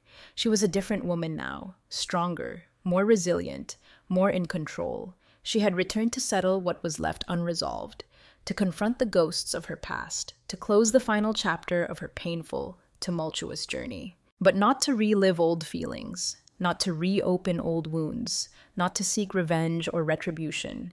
She entered the building where she had rented a small, anonymous apartment after leaving Sterling Manor, a stark, functional space that felt both impersonal and strangely liberating. The place was simple, sparsely furnished, devoid of any personal touches, but it was hers, her space, her sanctuary. For the first time in a long while, perhaps ever, she felt in control of her own life, of her own destiny. But little did she know, as she stepped into her empty apartment, the city noise fading to a muffled hum beyond the closed window, that Ethan Sterling was still desperately searching for her, his own journey of transformation and redemption unfolding in the shadows of her absence. And fate, unpredictable, relentless, and often cruel, was about to bring them face to face, one last time. Ethan Sterling was on the brink of madness. His search for Amelia had become an obsession, a relentless, all-consuming pursuit that had taken over his life, swallowed his days, haunted his nights. He had looked for her everywhere. Hospitals, shelters, hotels, homeless outreach programs, even the dimly lit corners of the city's underbelly, the places where lost souls drifted and disappeared. But he hadn't found her. Not a trace, not a whisper, not a clue. Each day without news, each dead end, each fruitless search, was a fresh torment, a deeper descent into the abyss of his own self-inflicted despair. He barely slept, barely ate, barely functioned. All he could do was replay the moment she had walked out of the ballroom, her back ramrod straight, her head held high, her eyes filled with pain and betrayal, without looking back, without a word, without a sign. And he feared, with a chilling certainty that settled deep in his bones, that she would never return. Then, one afternoon, weeks into his desperate, fruitless search, as he was absent-mindedly walking down a crowded street in Greenwich Village, the city noise a dull roar around him, a familiar sight, a fleeting glimpse of a familiar profile, made him stop abruptly, his breath catching in his throat, his heart leaping against his ribs. There, across the street, sitting at a small sidewalk cafe, bathed in the afternoon sunlight, smiling, laughing, chatting animatedly with a waiter, her face radiant, alive, beautiful, Amelia. Ethan's blood boiled, a surge of possessiveness, of desperate longing, of irrational fury flooding through him, overriding reason, logic, control. He didn't think. He just acted. Amelia was laughing at a comment from the waiter, her head thrown back, her eyes sparkling with genuine amusement, a lightness he hadn't seen in months, when a shadow loomed over her, blocking the sunlight, casting a cold, unwelcome darkness over her newfound joy. "Don't you have anything better to do?" Ethan's voice, cold, threatening, possessive, cut through the warm afternoon air, shattering the fragile bubble of her happiness, turning her laughter to ice. The waiter, startled, frowned, his smile fading, his polite demeanor shifting to wary unease. "Excuse me, sir?" he stammered, confusion and apprehension flickering in his eyes. Ethan shot him a deadly glare, a silent threat that brooked no argument. "Are you done with your job?" he snapped, his voice low, menacing. "Or are you trying for something more?" The waiter, clearly uncomfortable, sensing the escalating tension, the unspoken threat, glanced nervously at Amelia for an explanation, for a rescue, for a way out of the sudden suffocating hostility. But she didn't need anyone to speak for her, didn't need anyone to fight her battles, didn't need anyone to protect her from Ethan Sterling anymore. Then her voice was firm, steady, emotionless, devoid of any warmth, any recognition, any hint of their past. "Sit down!" He hesitated for a moment, his anger warring with a flicker of surprise at her unexpected composure, her unwavering resolve. But something in her tone, something in her eyes warned him against defiance. Slowly, reluctantly, he obeyed, pulling out a chair, his movement stiff, grudging, his gaze fixed on her face, searching, probing, trying to decipher the unreadable expression that veiled her emotions. The waiter, sensing the palpable tension, the simmering conflict, mumbled something about attending to another table, his voice barely audible, his escape swift, almost panicked. Leaving Amelia and Ethan alone, facing each other across the small caf table, the city noise fading to a distant hum, the afternoon sunlight suddenly cold, unwelcome, the air thick with unspoken accusations, with unresolved pain, with the ghosts of a love lost and a trust shattered beyond repair. Ethan crossed his arms, trying to hide the tremor in his hands, the raw, exposed vulnerability beneath his carefully constructed facade of anger and control. "You disappeared, Amelia," he accused, his voice rough, strained, laced with a mixture of relief and resentment. Amelia stared at him coldly, her blue eyes like glacial ice, devoid of any warmth, any recognition, any hint of their shared past. "I left Ethan," she corrected, her voice even, precise, emotionless. "I didn't disappear." Ethan ran a hand through his hair. A gesture of exhaustion, of desperation, of a carefully constructed defense crumbling under the weight of her cold indifference. "You don't understand, Amelia," he pleaded, his voice low, husky, laced with a desperate plea for understanding, for forgiveness, for a second chance he knew he didn't deserve. "I looked for you everywhere." Amelia tilted her head slightly, a sardonic smile playing on her lips, a cruel mockery of the warmth and joy he remembered, the light and laughter he had extinguished. "And what did you expect, Ethan?" she asked, her voice dripping with sarcasm, with contempt. "That I'd be waiting for you, with open arms, after everything you did, after all the lies, after all the betrayal?" Ethan felt the sting, the words hitting their mark, sharper, more painful than any physical blow. But he kept his composure, maintained the facade, refused to crumble, to break down, to show her the raw, gaping wound in his heart. "I made a mistake, Amelia," he admitted. the confession a bitter pill to swallow, a painful acknowledgement of his own profound, irreparable failure. I know that, but I had to find you. She let out a bitter laugh, a short, sharp sound devoid of amusement, of warmth, of anything but pain and disbelief. For what, Ethan? She scoffed, her voice laced with scorn. To manipulate me again? To spin more lies? To make me believe more empty promises? He took a deep breath, closing his eyes for a split second, steeling himself against the onslaught of her anger, her pain, her justified contempt. I went to my lawyer, Amelia, he said, his voice low, deliberate, the words carefully chosen, calculated to have the maximum impact. Amelia frowned, her brow furrowing slightly, a flicker of confusion momentarily clouding her cold indifference. And? She asked, her voice sharp, impatient, dismissive. And, Ethan continued, his voice barely above a whisper, the confession a painful sacrifice, a desperate attempt to prove his sincerity, his transformation, his redemption. I gave up any claim to your fortune. A beat of silence, then another. Amelia stared at him, her blue eyes searching his, probing for deceit, for manipulation, for any hint of the old Ethan Sterling, the ruthless tycoon, the heartless manipulator. I don't want any of your money, Amelia, he said, his voice low, sincere, pleading.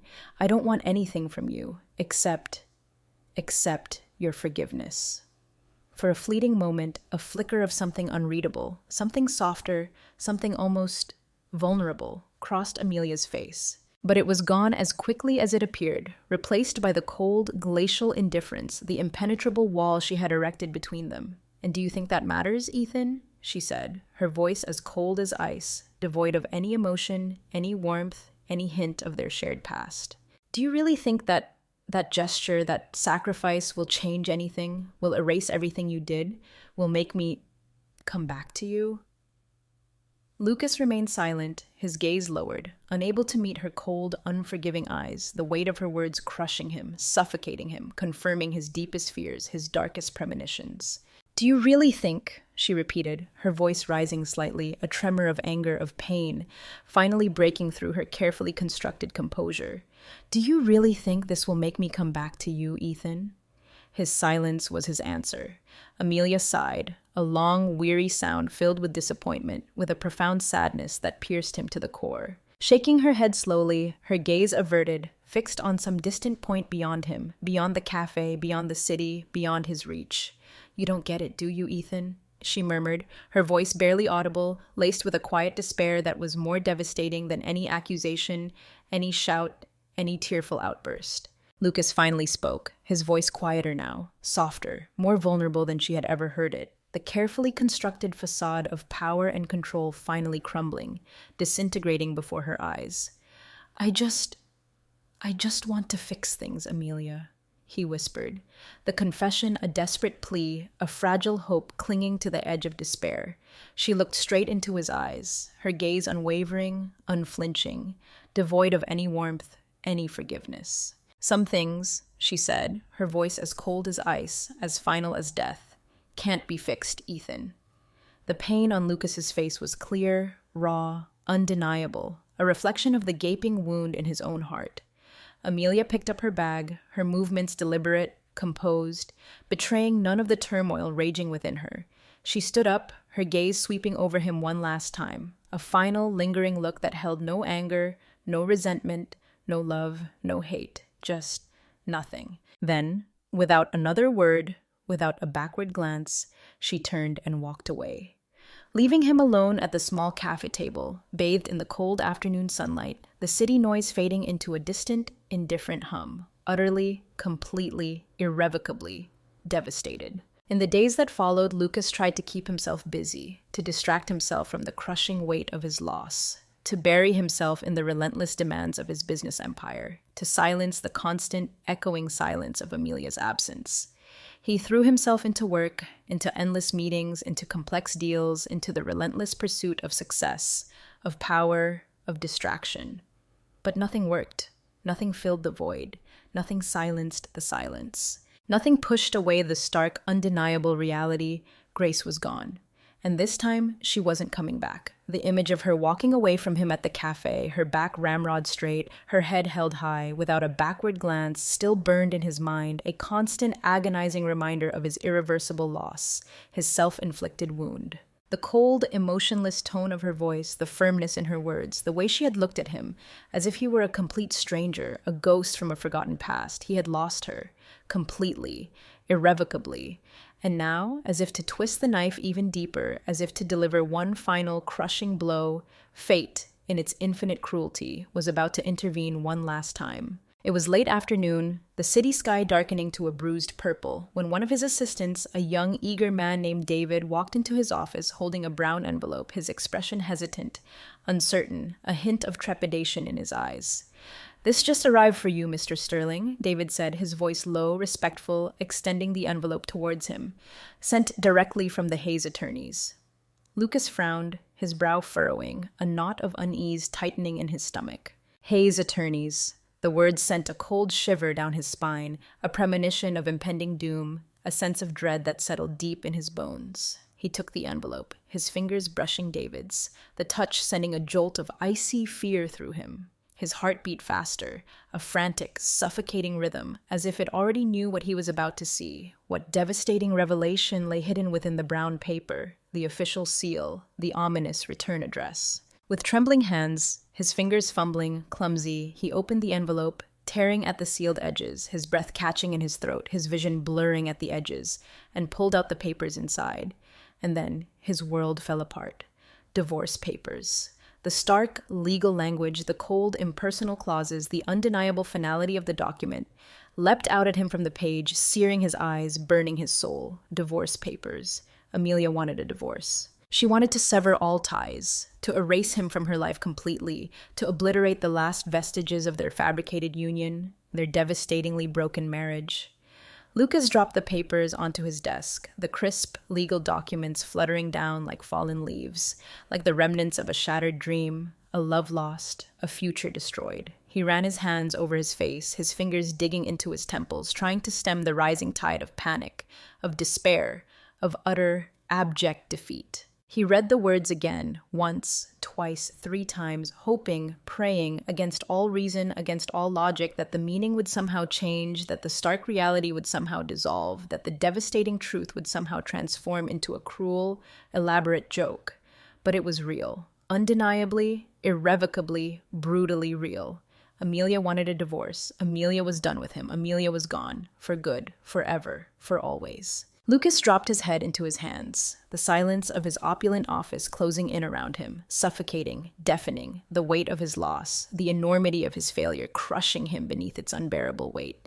For a moment, a fleeting, desperate moment, he considered signing the papers immediately, accepting the inevitable, surrendering to the crushing weight of his despair, resigning himself to a future of emptiness, of solitude, of irreparable loss. But then, something inside him, a tiny, defiant spark of hope, a flicker of irrational longing, a whisper of impossible redemption, refused to give up. He needed to see her, one last time.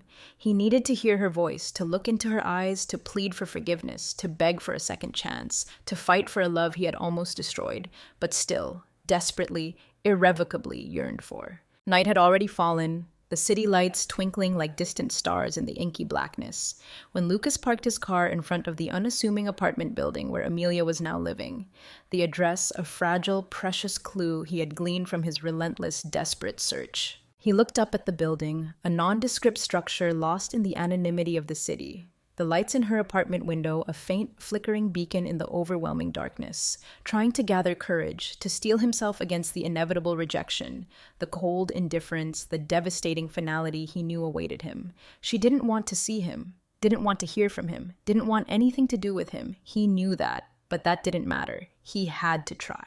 He had to face her. He had to say what needed to be said. He had to beg for forgiveness. Even if it was a forgiveness he didn't deserve, a chance he knew he wouldn't get. He walked up to her door, his footsteps echoing in the silent hallway, his heart pounding against his ribs, a frantic, desperate rhythm of fear and longing, and knocked. A soft, hesitant rap against the solid wood, a fragile sound lost in the oppressive silence of the building. Nothing, no answer. No sound from within. He knocked again. harder this time, more insistent, more desperate, his knuckles rapping sharply against the door, a frantic plea for attention, for recognition, for a chance to be heard.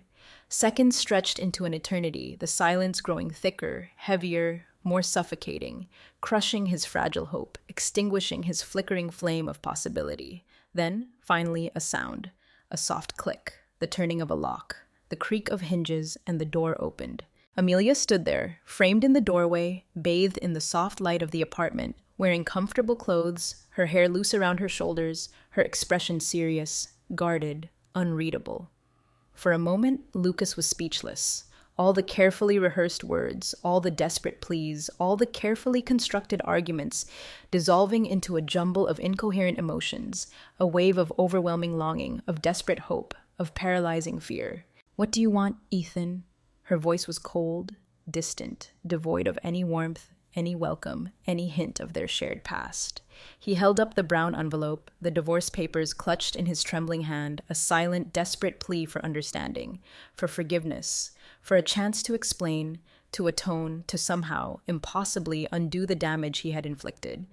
Amelia crossed her arms, her gaze unwavering, her expression unyielding, the impenetrable wall between them solid, insurmountable. Lucas took a deep breath, forcing himself to speak, to break the suffocating silence, to voice the desperate plea that had brought him here, to this anonymous doorway, to this final, heart-wrenching confrontation.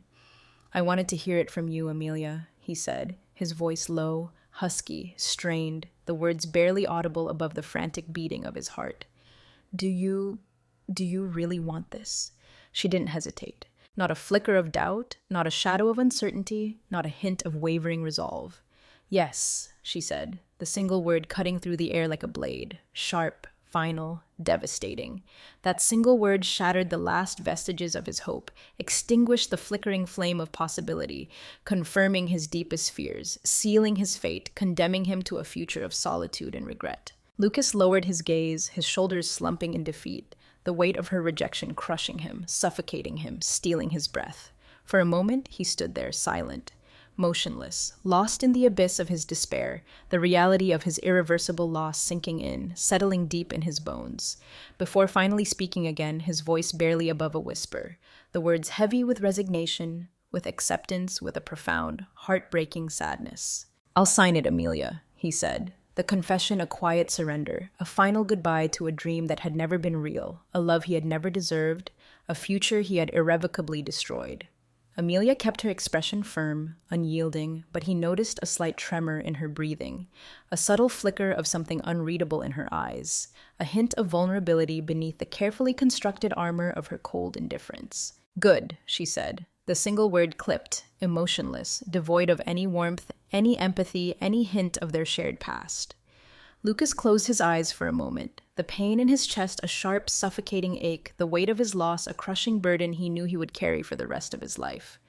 Before continuing, his voice barely audible, the words a desperate final plea, a whisper of a confession lost in the silence of the hallway. "But before I go, Amelia," he said, his voice low, husky, strained with emotion, "there's something you need to know." Amelia waited, saying nothing, her gaze unwavering, her expression unyielding, the silence stretching between them, heavy, charged, pregnant with unspoken emotions, with the weight of a past they could never erase, a future they could never reclaim. "I'm not here to beg, Amelia," he said, his voice regaining a hint of strength, a flicker of resolve, a desperate attempt to salvage some semblance of dignity from the wreckage of his self-inflicted destruction. "I'm not here to ask you to come back." She frowned slightly, a flicker of surprise, of confusion, crossing her features, breaking through the carefully constructed mask of her cold indifference.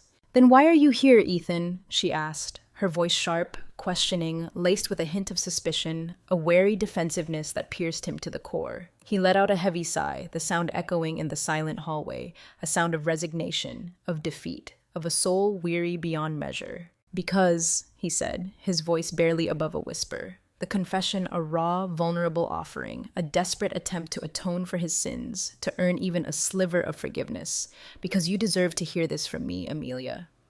She remained silent, her gaze fixed on his. her expression unreadable, waiting, listening, allowing him to speak, to confess, to finally reveal the truth that had been buried beneath layers of lies and deceit. Lucas hesitated, the words catching in his throat, the confession a painful, agonizing struggle, a desperate attempt to articulate the depths of his regret, the magnitude of his transformation, the unwavering, undeniable truth of his love for her. Then, finally, steeling himself against the pain, against the shame, against the overwhelming weight of his own self-condemnation, he spoke. His voice low, sincere, raw with emotion, the confession pouring from his soul, a desperate plea for forgiveness, for understanding, for a chance at redemption. "I was a fool, Amelia," he whispered, the words a painful admission, a stark acknowledgement of his own catastrophic failure. "I did everything wrong. Everything. But what I felt for you, Amelia," he continued, his voice cracking, tears welling in his eyes, blurring his vision. "What I felt for you was never a lie." Grace looked away, her gaze drifting towards the floor, her expression softening almost imperceptibly, a flicker of something unreadable crossing her features, a hint of vulnerability breaking through the carefully constructed armor of her cold indifference. "That doesn't change anything, Ethan," she murmured, her voice barely audible, laced with a profound sadness, a quiet resignation, a heartbreaking finality. He nodded slowly, his head bowed, his shoulders slumping in defeat, accepting her words, acknowledging the devastating truth of her rejection, the irreparable damage he had inflicted. "I know," he whispered, the confession a quiet surrender, a final goodbye to a love he had lost, a future he had destroyed. She took a deep breath, her gaze still averted, her expression unreadable, her emotions veiled, hidden behind a wall of carefully constructed composure. "Thank you for coming, Ethan," she said, her voice soft, almost gentle, a hint of forgiveness, of understanding, perhaps even a flicker of compassion, breaking through the cold indifference. "Now, go." He stood there for a moment longer, frozen in place, his gaze fixed on her face, trying to memorize every detail, every nuance, every fleeting expression, as if etching her image onto his soul, a final, indelible memory to carry with him through the long, empty years ahead. Then, without another word, without another glance, without another plea, he turned and left, walking away from her doorway, from her apartment, from her life, leaving behind the woman he loved, the woman he had lost, the woman he would never, ever forget. Grace closed the door, leaning against it, her body trembling, her eyes shut tight, tears finally spilling down her cheeks, silent, unstoppable, a release of months of pain, of heartbreak, of suppressed emotion. She had made the right choice. She knew it, with a chilling certainty that settled deep in her bones. She had to move on. She had to let go. She had to rebuild her life, her future, her identity, without Ethan Sterling. So why, then, did her heart feel so heavy? Why did a hollow ache still gnaw at her chest? Why, despite everything, despite the betrayal, despite the lies, despite the pain, did a small, fragile part of her still long for him? The divorce was finalized days later, a cold, impersonal legal transaction that severed the last remaining tie between them, officially, irrevocably, legally, ending their fabricated union, their devastatingly broken marriage. Ethan Sterling was now officially a free man. But for the first time in his life, he didn't want that freedom, didn't crave the solitude, the emptiness, the isolation that had once been the symbols of his power, his control, his carefully constructed independence. He had lost Grace. Completely, irrevocably. And the worst part, the most agonizing, soul-crushing truth, was that he knew it was his fault. For days he withdrew from everything, isolating himself in the vast emptiness of Sterling Manor, shutting out the world, shutting out his friends, shutting out his business, shutting out everything but the relentless, agonizing echo of his loss. Trying to process what had happened, trying to understand the magnitude of his mistake, trying to come to terms with a future without her. But slowly, imperceptibly, in the depths of his despair, something inside him started to change. A subtle shift in perspective, a gradual erosion of his cynicism, a slow, painful awakening to a reality beyond wealth and power, beyond ambition and control. He couldn't keep being the same selfish, cold, calculating man he had always been. Grace had shown him that, had opened his eyes to a different way of living, a different way of being. And if he could never have her back, if he had irrevocably destroyed any chance of redemption, of forgiveness, of love, at the very least he wanted to become a better man than the one who had lost her. Lucas started his transformation quietly, subtly, almost imperceptibly. He began treating the people around him differently: his employees, his staff, even the anonymous faces in the city streets. Better. With more respect, more empathy, more kindness. His assistants noticed the change, the subtle shift in his demeanor, the softening of his sharp edges, the unexpected moments of genuine consideration, of human connection. He listened more, showed more empathy, offered genuine praise instead of curt commands, even smiled. A rare, almost unsettling sight for those who had known only the cold, ruthless tycoon. But that wasn't enough. Not nearly enough. He wanted to do more. He needed to do more. To atone for his sins, to prove his transformation, to somehow, impossibly, earn a sliver of redemption. That was when he started visiting charities, homeless shelters, soup kitchens, social outreach programs, helping those in need, volunteering his time, his resources, his energy. At first, everyone was surprised, shocked, uncertain, to see Ethan Sterling, the millionaire businessman, the Wall Street titan, serving soup to the homeless, cleaning shelters, mentoring at-risk youth. It was unheard of, unbelievable, unthinkable. But he wasn't there for publicity, wasn't there for status, wasn't there to improve his image, to rehabilitate his reputation. He was there to change, to transform, to become a better man. The more time he spent with those people, listening to their stories, witnessing their struggles, seeing their resilience, the more he realized how much of his life he had wasted, chasing money, chasing power, chasing empty ambitions. Now, none of that seemed to matter anymore. None of it held any value, any meaning, any solace. But no matter how hard he tried to move on, to rebuild his life, to reinvent himself, one person never left his thoughts. Grace. Amelia. He saw her at every corner, in every memory, in every act of kindness, in every moment of genuine human connection. And deep down, in the quiet corners of his soul, he knew he would never stop loving her. Meanwhile, miles away, in the sprawling grandeur of the Hayes estate, Amelia had finally moved into her parents' home, embracing her reclaimed identity, stepping into her newfound destiny, and taken over the family business. Hayes Enterprises, a global corporation, a vast empire, a daunting responsibility. The challenge was immense, overwhelming, terrifying, but she was determined to prove herself, determined to honor her family legacy, determined to build a new life, a new future, a new identity from the ashes of her broken past. Her father, patient, supportive, unwavering in his belief in her, taught her every day about business strategies, about leadership, about the complex, cutthroat world of global finance. Surprisingly, to everyone, perhaps even herself, she adapted quickly, learned fast, thrived under pressure, excelled in the demanding, high-stakes environment of corporate power. Amelia Hayes, heiress to a vast fortune, became Amelia Hayes, CEO of Hayes Enterprises. A strong, independent, admired leader, earning the respect of her employees, her colleagues, her competitors, her world. But even with her busy new life, her demanding new role, her demanding new identity, there was something she couldn't ignore. A persistent, nagging ache in her heart. A quiet, insistent whisper in the silence of her thoughts. Lucas.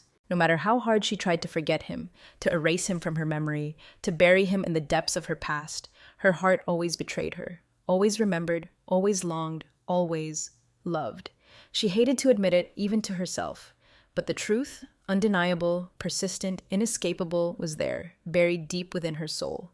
She still loved him, and that scared her, terrified her, because she knew she couldn't just go back to him, couldn't simply forgive and forget, couldn't erase the pain, the betrayal, the lies. He would have to prove himself, prove that he had changed, prove that he was worthy of her forgiveness, prove that he was worthy of her love. And as far as she knew, as far as she could see, as far as she dared to hope, he never would. Months later, Amelia was invited to a major business event, a prestigious gala, a glittering spectacle of New York's corporate elite. It was her first big public appearance as CEO of Hayes Enterprises, her official debut into the world of power and influence she had inherited, reclaimed, now commanded. She knew all eyes would be on her, analyzing her, judging her, measuring her against her father's legacy, against the expectations of her vast empire. And for that reason, she prepared like never before. She chose an elegant red dress, a flowing gown that exuded power and sophistication, yet also hinted at a newfound vulnerability, a quiet strength that belied her fragile exterior. Her hair was styled in a sophisticated updo, framing her face, highlighting her strong cheekbones, her piercing blue eyes, her determined chin. Flawless makeup, carefully applied, enhanced her natural beauty, projecting an image of confidence, of control, of unwavering resolve. She wanted the world to know. Amelia Hayes was back, and she was now a woman in control of her life, of her destiny, of her empire. But she had no idea, as she stepped into the ballroom, bathed in the glittering lights, surrounded by the hushed murmur of power and ambition, that tonight, this night of triumph and transformation, would change everything. Again, Lucas hadn't expected to see her there. He had only attended the event at a friend's reluctant request, a social obligation he couldn't easily refuse, never imagining in his wildest dreams, in his most desperate fantasies, that fate, capricious, unpredictable, and often cruel, would play such a devastating yet strangely hopeful trick on him. And then, there she was, across the crowded ballroom. Standing near the grand staircase, bathed in the soft glow of the chandeliers, surrounded by a throng of admirers, of suitors, of power brokers vying for her attention. Stunning, breathtaking, grace.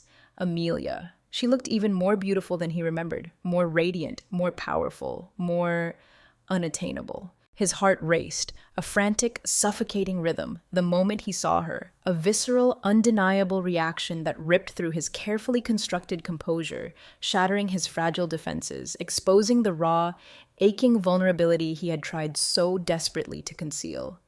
She moved through the room with a newfound grace, a quiet confidence, a regal bearing, as if she had always belonged there, always commanded this world of power and privilege, always been destined for greatness. And for a moment, a fleeting, heart-wrenching moment, he noticed something he hadn't seen before, something that made his heart ache with a mixture of longing and regret.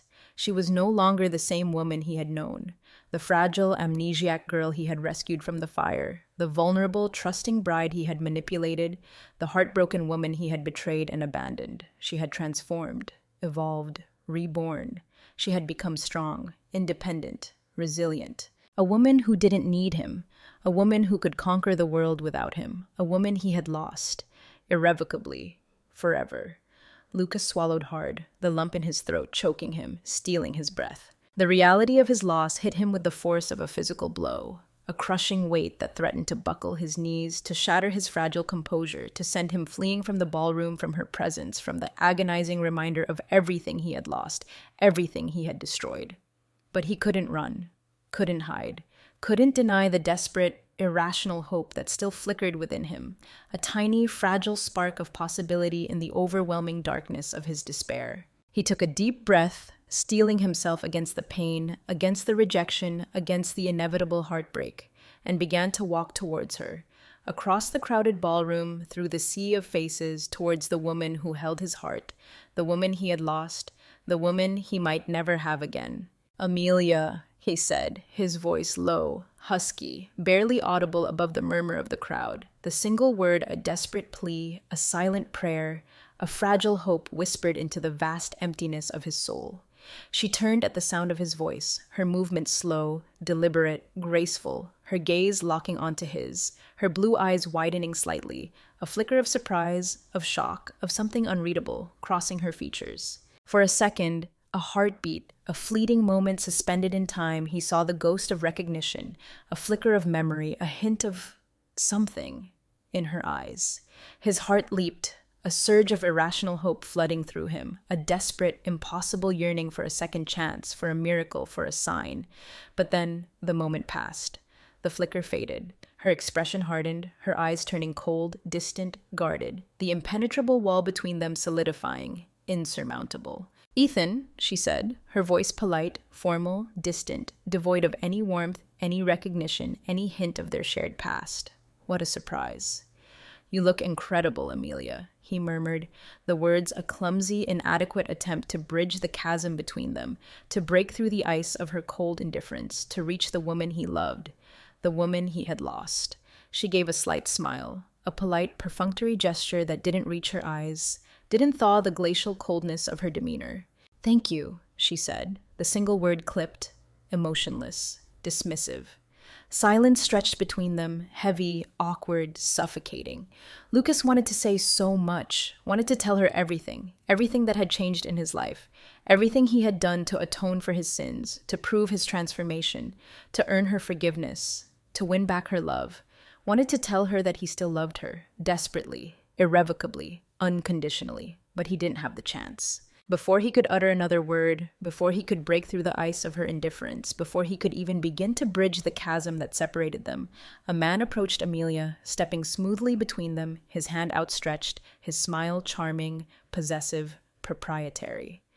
"Amelia," the man said, his voice smooth, confident, laced with wealth and power, his gaze fixed on her face, oblivious to Ethan's presence, dismissive of his claim. "Would you like to dance?" Amelia looked at the man, a wealthy investor, a powerful figure in the corporate world, her gaze softening, a hint of warmth, of genuine interest replacing the glacial coldness she had shown Ethan, and smiled. A real smile, a warm, radiant smile that reached her eyes, that lit up her face, that stole Ethan's breath, that shattered his fragile hope, that confirmed his deepest fears, that sealed his fate. "Of course," she said, her voice soft, melodic, welcoming, extending her hand to the man, her touch light, intimate, promising. And she walked away, leaving Lucas alone in the crowded ballroom, swallowed by the sea of faces, lost in the deafening silence of his own despair, watching her leave, feeling the weight of reality sink in, crushing him, suffocating him, stealing his breath, stealing his hope, stealing his future. Grace had moved on. She had found her own path, her own destiny, her own happiness, and he was no longer a part of it. Was it really the end? Was this final, devastating rejection the ultimate, irrevocable conclusion to their tumultuous, tragically broken love story? Or was there still, somewhere in the vast, unpredictable expanse of fate, one last chance for them? One last glimmer of hope in the overwhelming darkness of his despair? Lucas didn't know the answer, didn't dare to hope. But one thing he did know, he wasn't ready to give up. Not yet, not ever. The morning began quietly at the Hayes estate, the sprawling mansion bathed in the soft morning light, the air crisp and clean, the silence broken only by the gentle chirping of birds in the manicured gardens. Amelia sat in her private office, a sun-drenched space overlooking the rolling lawns, reviewing reports, analyzing spreadsheets, planning strategies for Hayes Enterprises' upcoming investments, her focus sharp, her concentration unwavering, her mind consumed by the demanding complexities of her new role, her new identity, her new destiny. Her father had entrusted her with immense responsibility, with critical decisions, with the future of the family empire resting on her shoulders. And she was determined to prove herself worthy. Determined to succeed, determined to honor his trust, his belief in her, his unwavering support. But deep down, beneath the veneer of professional composure, beneath the steely resolve of the CEO, something still bothered her. A persistent, nagging unease, a quiet, insistent whisper that refused to be silenced, a ghost from her past that still haunted her thoughts, still lingered in the shadows of her heart. Lucas. No matter how hard she tried to concentrate, to focus on the demanding tasks before her, to bury herself in the complexities of corporate finance, he lingered in her thoughts. A persistent, unwelcome presence, a haunting echo of a love lost, a trust betrayed, a future irrevocably shattered. She wanted to believe that everything she felt for him was in the past, that the pain had faded, the wounds had healed, the memories had lost their sting. But was that true? Could she truly erase him from her heart, from her mind, from her soul? Could she truly move on, build a new life, a new future, without ever looking back, without ever acknowledging the lingering ghost of a love that had once consumed her whole? She sighed, rubbing her temples, a headache throbbing behind her eyes, the weight of her responsibilities, the weight of her unresolved emotions, pressing down on her, suffocating, overwhelming. But before she could delve deeper into the labyrinth of her conflicting emotions, before she could find any semblance of clarity, any glimmer of resolution, the phone rang, shattering the quiet solitude of her office, jolting her from her introspective reverie. She answered without thinking, her voice crisp, professional, automatic. Amelia Hayes speaking. "Miss Hayes," the voice on the other end was tense, urgent, unfamiliar, sending a shiver of unease down her spine. "I wanted to inform you about something that might interest you." She frowned, her brow furrowing, a knot of apprehension tightening in her stomach.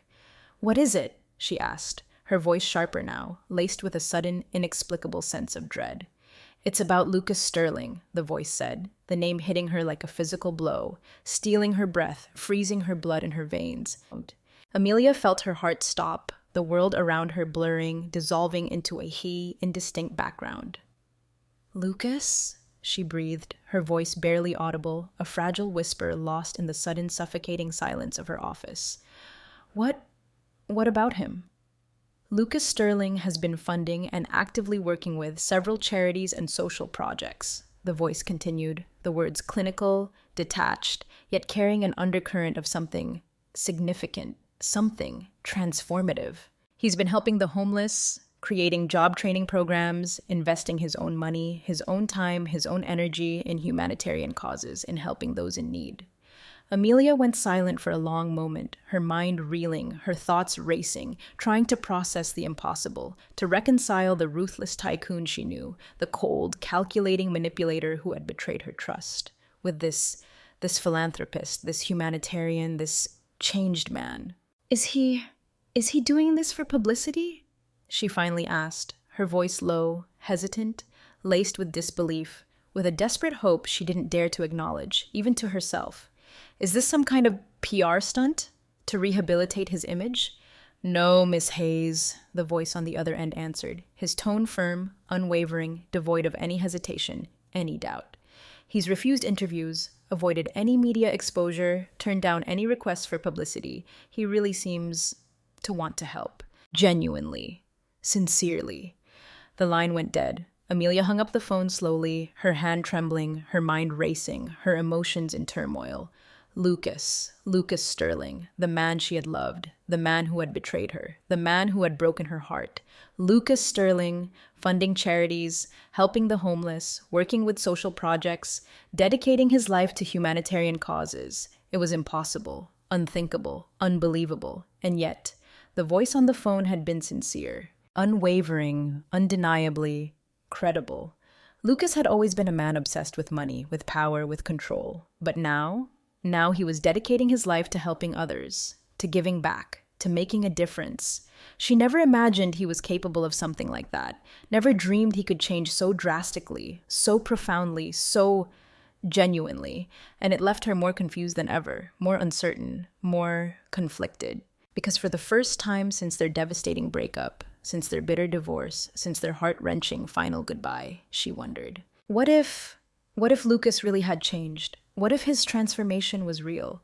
What if he had truly become a different man? And if it was true, what did that mean for her? What did that mean for them? What did that mean for the fragile, lingering embers of a love she had tried so desperately to extinguish, but that stubbornly, relentlessly refused to die? The morning started with an uneasy silence in the Hayes mansion, the vast, opulent space suddenly feeling small, confining, suffocating. Amelia sat on the living room sofa, a forgotten cup of coffee growing cold in her hand, her thoughts far away, lost in a storm of memories, of emotions, of conflicting possibilities she couldn't control, couldn't decipher, couldn't escape. Lucas. He was changing. She knew it, felt it in her bones, heard it in the hesitant, almost reverent tones of the investor on the phone. The calls she had secretly made, the discreet inquiries she had initiated, the fragmented pieces of information she had gathered, all pointed to the same undeniable conclusion. Lucas Sterling was no longer the ruthless tycoon she had known, the cold, calculating manipulator who had betrayed her trust, shattered her heart, destroyed her world. He was different, transformed, reborn. He had stepped away from the world of corporate greed, of relentless ambition, of ruthless power, and dedicated his life to helping others, to giving back, to making a difference, to atoning for his past sins, for his past mistakes, for the pain he had inflicted, the damage he had caused. It was hard to believe, almost impossible to comprehend, and yet the evidence was there, undeniable, irrefutable. Lucas Sterling, the man she had loved, the man she had lost, the man she had tried so desperately to forget, was no longer the man she had known. But was that enough? Was his transformation genuine? Was his redemption real? Could she trust him again? Could she forgive him? Could she love him again? She sighed, rubbing her temples, her mind a battlefield of conflicting emotions, warring desires, impossible choices. Love. Forgiveness, trust, redemption, reconciliation. Impossible dreams, fragile hopes, dangerous possibilities. Her heart ached with longing, with a desperate yearning for what could have been, for what might still be, for a future she didn't dare to imagine, didn't dare to hope for, didn't dare to believe in. But before she could find an answer, before she could decipher the labyrinth of her own conflicting emotions, before she could even begin to unravel the tangled threads of her past and her present, the phone rang again, shattering the uneasy silence of the living room, jolting her from her introspective reverie, dragging her back to the cold, harsh reality of the present moment. She answered without thinking, her voice automatic, professional, detached, a shield against the vulnerability she felt threatening to overwhelm her. Amelia Hayes speaking. Miss Hayes, the voice on the other end was tense, urgent, frantic, sending a jolt of ice fear through her veins. This is City General Hospital. We have news about Lucas Sterling. Amelia felt her heart stop. The world around her dissolved into a blurry, indistinct background. The blood drained from her face, leaving her skin cold, clammy, deathly pale. What happened? She breathed, her voice barely audible, a fragile whisper lost in the sudden, suffocating silence of her own terror. He was in a serious car accident, Miss Hayes, the voice said, the words hitting her like a physical blow, stealing her breath, crushing her hope, extinguishing the fragile flame of possibility that had begun to flicker within her heart. His condition is critical. The phone nearly slipped from her trembling hands, clattering against the polished surface of the coffee table. What? She gasped, her voice choked with emotion, tears welling in her eyes, blurring her vision.